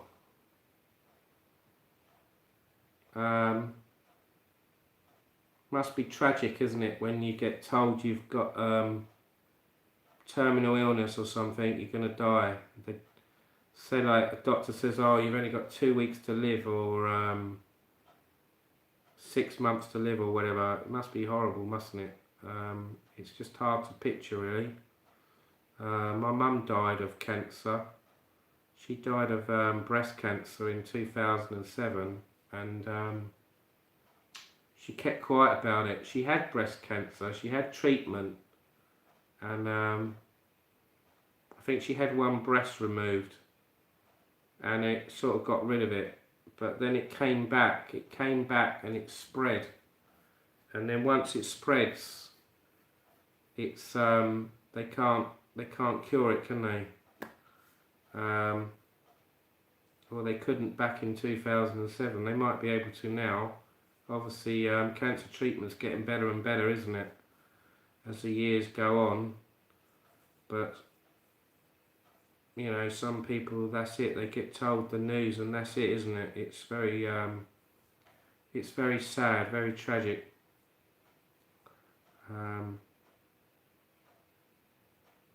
It's hard to picture in your brain.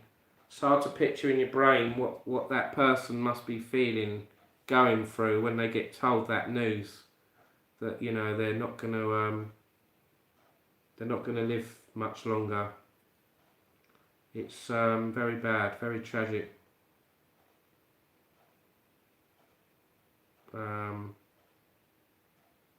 Terrible. Yeah, you hear of all these things, don't you? Brain tumours and blood clots and heart disease and lung cancer, and it just goes on and on and on, doesn't it? The list.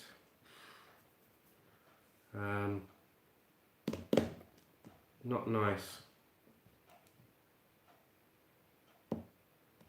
But do you think a lot of this is from what we eat? Is it our diet that we eat that causes this? Is it hereditary? Is it passed on through the genes? When someone before in your family has had it? Is it the sun? The sun? Sun, you get skin cancer, can't you, if you're not careful? I mean, look at me when I went to Tenerife in March. All my face swelled up, didn't it? I mean, I didn't expect that. I know it's not cancer, but it was a bit of a scare.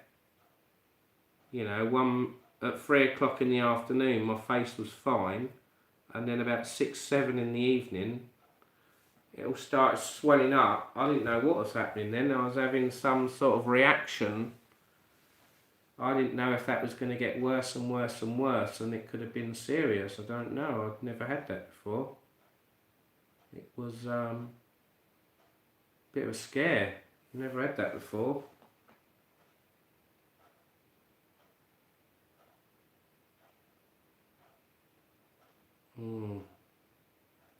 Anyway, we've ordered a pizza. I don't know how long it's going to be. I ordered it nearly 10 minutes ago. So, I suppose I better go and get some money quick. So we've got the money ready when he turns up. I paid by card last time. They charged me 12 quid, the buggers. They probably did it to, because I was paying by card, isn't it? They don't want to pay the, they don't want to pay the commission out of the food, do they? They want you to pay it, so they top it up. Right, so I've got some money there. I need to get some change. Right, I'll be back in a minute. Just got to get a couple of quid. I'll be back in a minute.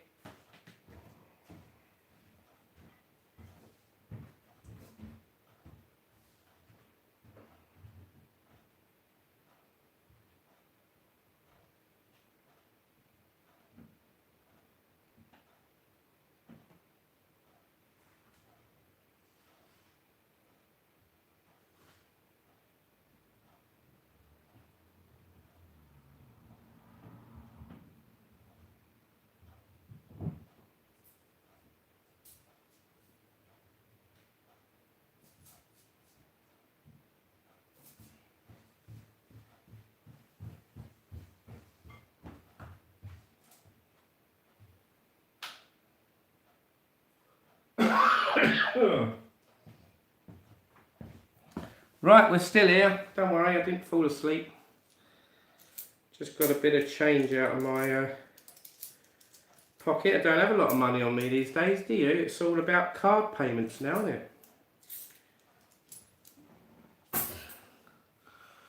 I had someone was trying to scam my credit card the other day.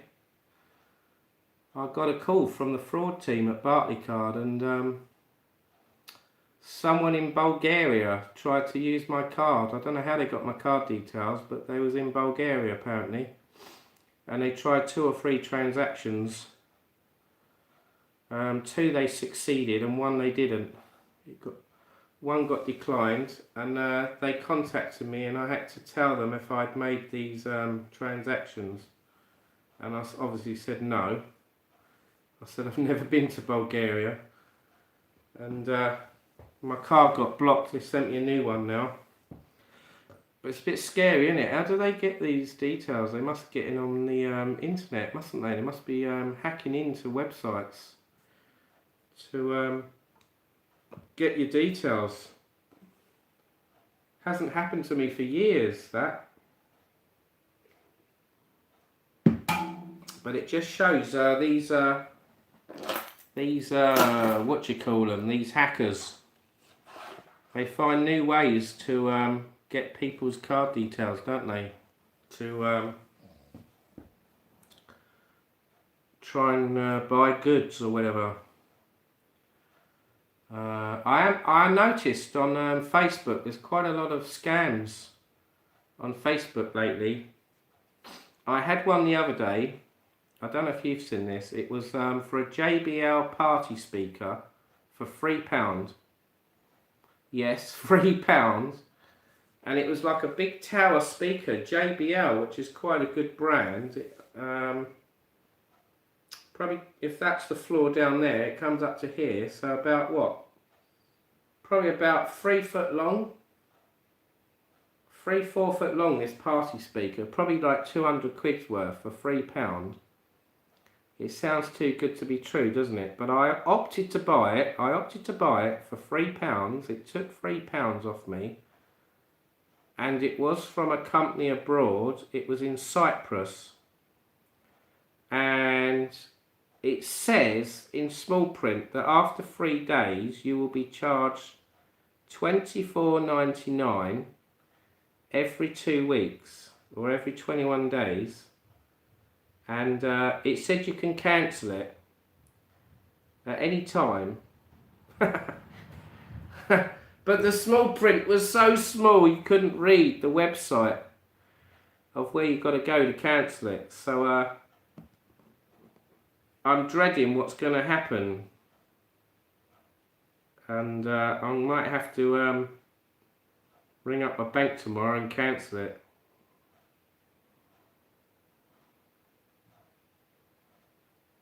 So we'll have to wait and see.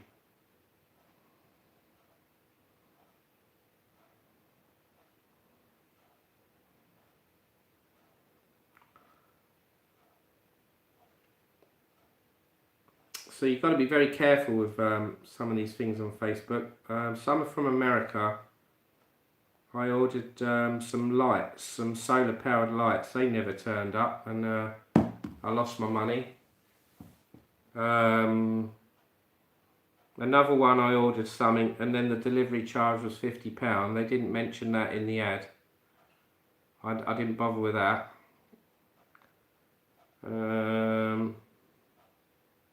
Yeah, there's a few dodgy ones on that Facebook. You've got to be careful. I think if it's not in England, don't buy it. If it's abroad, don't buy it, because you guarantee you're going to get scammed. Guarantee it. And I'm a bit of an idiot. I ended up buying stuff and get conned, and it's a lot of aggravation trying to get your money back. So probably, from my experience, don't do it.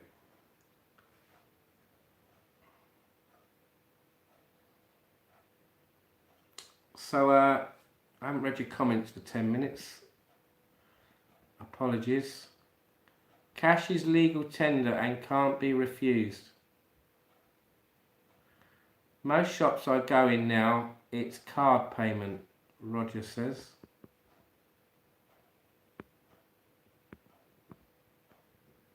Two bank cards, 3 credit cards.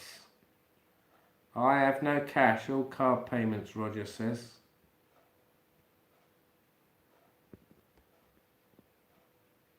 Rayyan Majid, where's you gone? She's actually gonna die. Who's gonna die?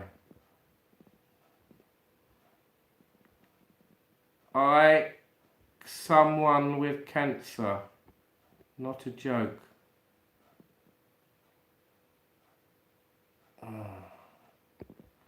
No, I went on my own. Where did you go on your own?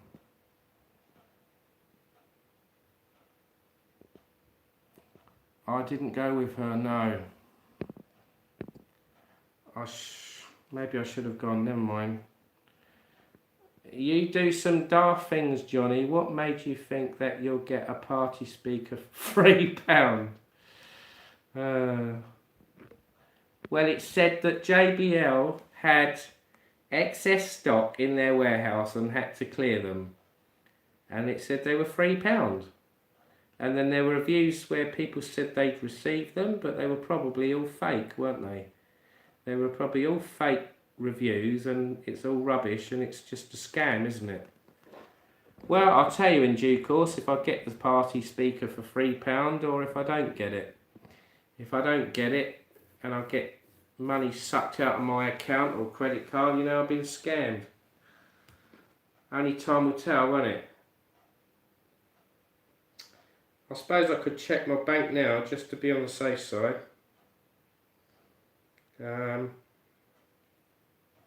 Check one of my accounts anyway.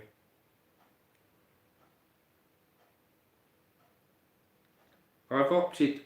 Does anyone do this? Does anyone pay with Google Pay on their phone? Like, you know, like when you go in a shop and you just tap your phone on their little keypad to pay for something like a burger or in a restaurant or something. Has anyone got that set up on their phone?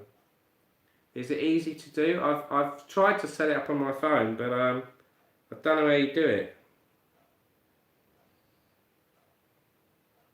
I use an Android. I think Danny uses it on his Apple phone, but I don't know if it's different with an Android.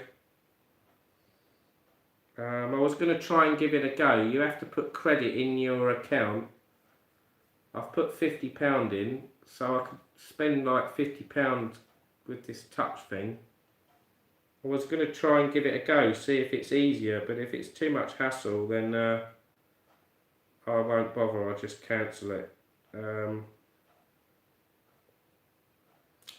So hairdozo.com.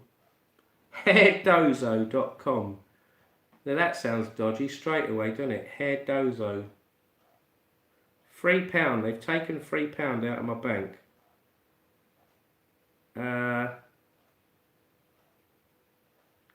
There's nothing else been taken out of it yet. View pending transactions. No, there's nothing on here at the moment, so I'm safe at the moment, but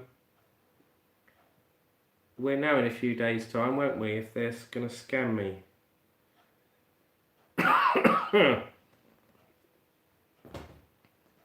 Probably when it's too late, when you don't expect it. Or at fucking 4 in the morning or something, when you're asleep. Denise is off to sleep now. John, trust me, mate. You want a speaker? Buy my soundbar, £180. You will never be disappointed. Boom. Well done, Johnny. 7k. Have I reached 7k?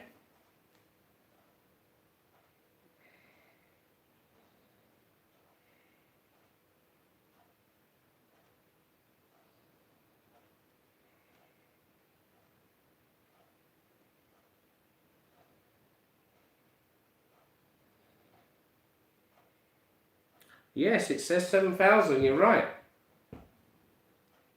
There it is, guys. We've reached 7,000 subscribers live at 5 to midnight. We are on 7,000 subscribers. Hooray! So thank you guys for subscribing. Whoever you are tonight. Thank you very much.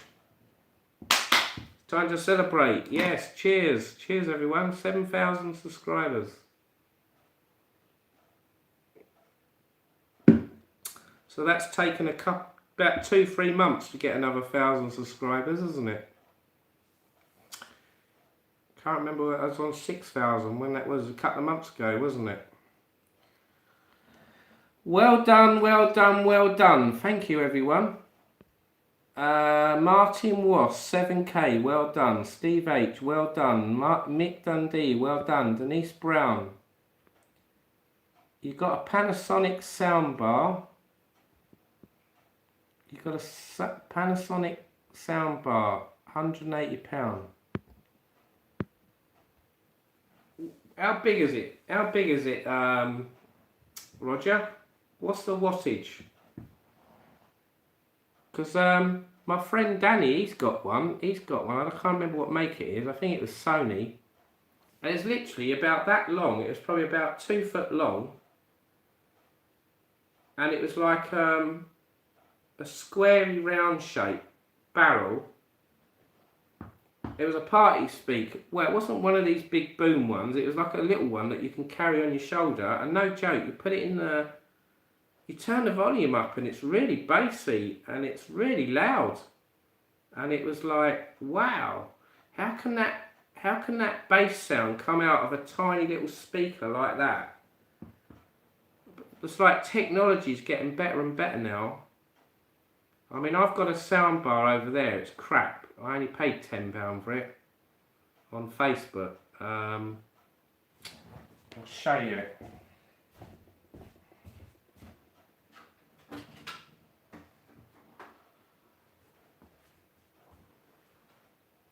Some cheap snidey brand. I've got this one here. What is it? Rico. Rico. Ricky. Rico. So it's like a fishing rod. It's probably about 1, 2, 3 foot long by 3/4 of a foot. It's Bluetooth, but it's it was good when I first got it, but something tells me there's something wrong with it. The sound. I've used this on my karaoke a couple of times. You get a remote control with it. It's not too bad, but it's not what I want. I like good sound quality, you know.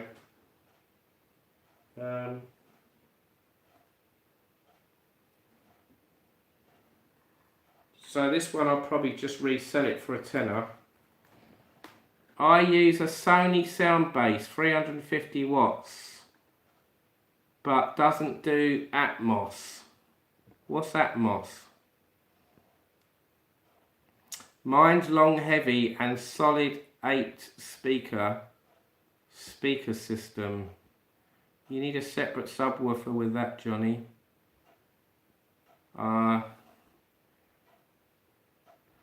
Yeah, but like I just said, my friend Danny, he's got this little soundbar. I might even try and borrow it one day or go to his house and do a live at his flat. And we'll do a demonstration on it.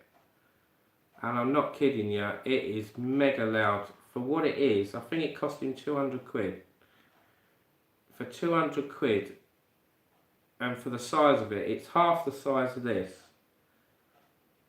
Yeah, for 200 quid, the sounds that it pumps out and the volume and the bass for a tiny soundbar half the size of this, it's unbelievable. I was shocked. I was gobsmacked. I mean, I used to fit car stereos in cars, and obviously I've heard lots of different sound systems over the years in cars and clubs and discos or whatever, and in houses, and I'm not joking, I'm not kidding, the sound coming out of that soundbar that he's got is unbelievable. I mean, you got to be next to it to believe it. Atmos is the latest version of Dolby, but you need a compatible TV, Johnny. Lift it up then, Roger. So this is a rubbish make. Does anyone want to buy it? A tenner. A tenner and it's yours, guys. It's not my cup of tea. It's got SW out, subwoofer out, so you can obviously link it to a subwoofer.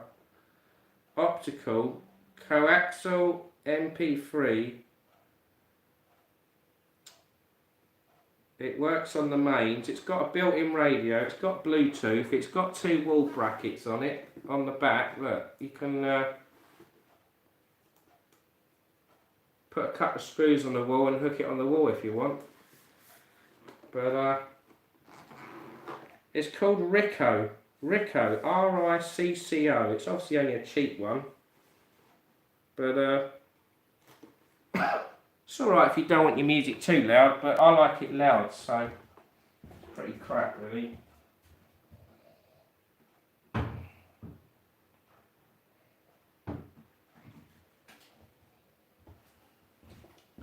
Oh my god, I've got to tell you this, guys. Any Fatboy Slim fans on here? I went to my daughter's last night, Kirsty's, and I didn't realise it was on YouTube. They've got the whole concert of Fatboy Slim from 2002 when he did his first concert on Brighton Seafront. And it's amazing to watch. I've never watched it before, the actual concert, because I didn't go down there on the day years ago. It was when it was free, and they had something like 10,000, 15,000 people turned up to watch the concert. There was more people turning up than they anticipated, and then what they had to do the following year, they had to restrict the numbers, because literally the whole beach from Brighton Grand Hotel to Brighton Pier, the beach was full up with people watching the concert, and then all the top road was full up. They had to close the road. It was absolutely packed. Thousands and thousands of Fatboy Slim fans. And I was watching it at my daughter's last night, and I never realised what a great concert it was, and I missed it. I'm gutted. And I'm going to have to start trying to go to some of these concerts now, these ones they have in Brighton. I'm always missing out on them. And I do like all that sort of stuff, all the bassy music and pop music, and they got Carl Cox, is it? Carl Cox. He was down Brighton the other week. Saturday night when it was pouring down with rain, he was down on that Party on the Beach concert. I went on the Friday. I didn't go on the Saturday. And it's a bit gutted I didn't go now.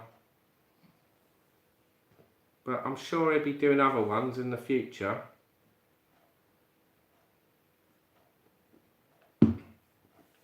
Fatboy Slim and Carl Cox. There is a video of them doing a concert together in London. It's about a two hour concert where they take turns in playing their music on the DJ decks. It's quite good. I'm seriously thinking about buying some of this gear, this DJ equipment, and getting all the proper karaoke stuff. I'm getting a bit fed up having budget setups. It's time to move on now. Get some flashing lights, get some laser lights, get some decent setup. The sub is solid, Roger says.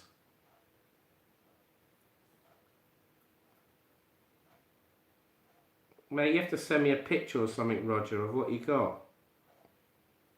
Can't you send me a picture on Facebook? Are you on Instagram, Roger? If you go on Instagram, go on Johnny Vlogger UK, send me a message, a picture.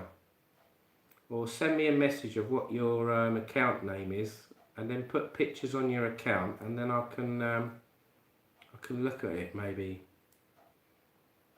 what you've got. So it's just gone midnight. We've been live 3.5 hours. The sub is solid. Well, you got a sound bar and a sub, a separate one. 4 foot long and that was soft. Are you a donkey, Roger? 5 inches wide. What's 5 inches wide? The sound bar.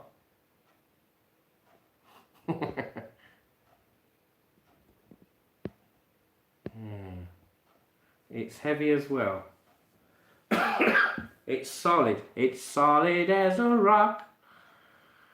Duh. I haven't played that song on karaoke for ages. Solid as a rock.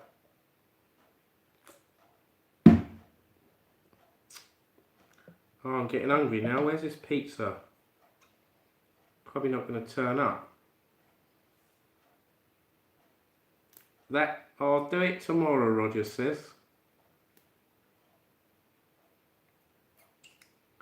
Right, I'm just going to look at a message on my screen a minute. Hopefully it won't kill this live. Oh, it's a voice message. Oh, I'll have to go back on that another time.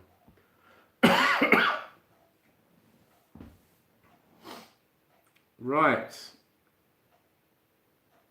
I'm surprised we've still got 18 in the room at 3 hours 36 minutes. Who we got on here then? Come and say hi. Don't be shy. Who's still watching this live? We've got Roger, Steve H. That's 2 people. They're the main 2 commenting on here. Denise, I'm not sure she's awake still. She might have gone asleep. Mick Dundee, are you still there? Martin Wass.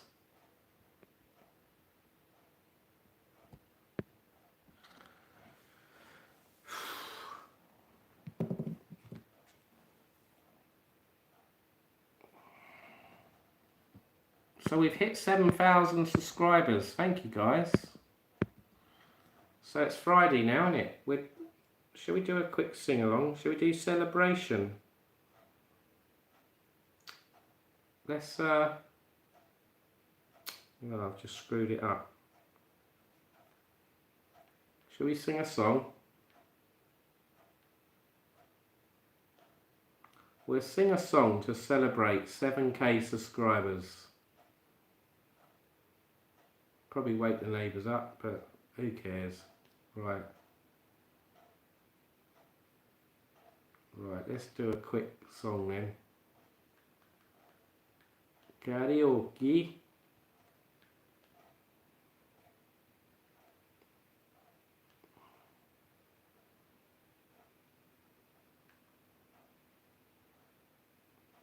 Download MIDI and MP3, new tracks every week. Song service.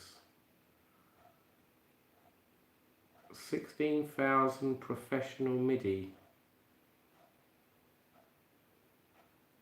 Karaoke space.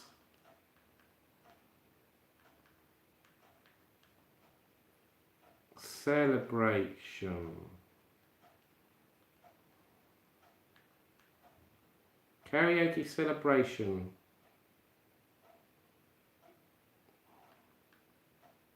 Cool and the Gang. Cliff Richards. Should we do the Cliff Richard one?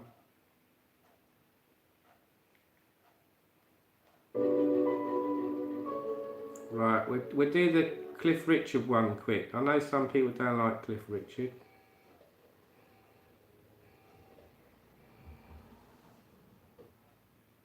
The pizza will probably turn up at the same time. Right, here we go then. So this is to celebrate 7k.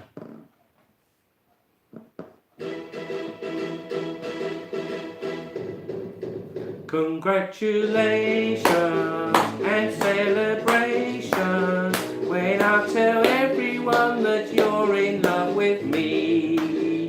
Congratulations. In at midnight. What the hell? What's going on, man? Right, so we got 7,000 subscribers. Thank you, everyone. Thanks for subscribing. Much appreciated. I hope you enjoy my videos, you watch them. You should tell me what your favourite videos are. What do you like watching? What type of videos? And would you like me to try certain videos in the future that I haven't done yet? Write in the comments on the videos I do, or on here, if you want me to do any certain videos, or got any ideas. Something different, something funny maybe. As I said earlier at the beginning of the live, I might try and do some AI videos. That seems to be the latest craze, AI. There's lots of different software out there now that can do certain types of things. I'm not going to go into it too much, but I've been looking at doing some research on it, so I might do some videos with AI. Will it be the future of YouTube? Will it be the future of vloggers? Who knows? So Roger's off to bed. He's getting a bit tired now. See you soon then. Good night, Roger. It's got Bluetooth, wireless sub, yes. Do it tomorrow. Okay, Roger. Thank you. Good night. So how long have we been waiting for this pizza? We've been waiting half hour. Will it turn up? That's the question. Shall I check my phone to see if it's coming? They might have cancelled the order. Haven't paid anything, have I? We got an email here. Sorry, your order is denied by a restaurant. Great. It's been cancelled, bastards. Excuse my French. So that was a waste of time. It's not coming, right. Maybe that's a good thing, because I can order it tomorrow night. Right, well I think I'm going to wrap it up now, guys. It's we've been live 3 hours 44 minutes. We've had quite a good evening, haven't we? We've done a quiz, we've had a chat, and then we found out I hit 7,000k subs right at the end. So what more could you want on a live? The only thing I didn't get was a takeaway, but we can do that if I do a live tomorrow night. I'll try and do a live tomorrow night. So take care, guys. I'll call it a day now. I'll just have to get a cereal and some shredded wheat or something, Weetabix. That'll tie me over. Alright, so thanks again for watching. If you haven't subscribed, please consider subscribing my channel. It's Johnny Vlogger UK. It's free. There's no contract. Hit the thumbs up, guys. We've got 23 likes. Let's try and get it up to 30 likes. Watch my videos. Write in the comments what you think of them. Any ideas. And I'll see you in the next live. So until next time, good night. Stay safe. Bye for now. I'm out of here. Bye.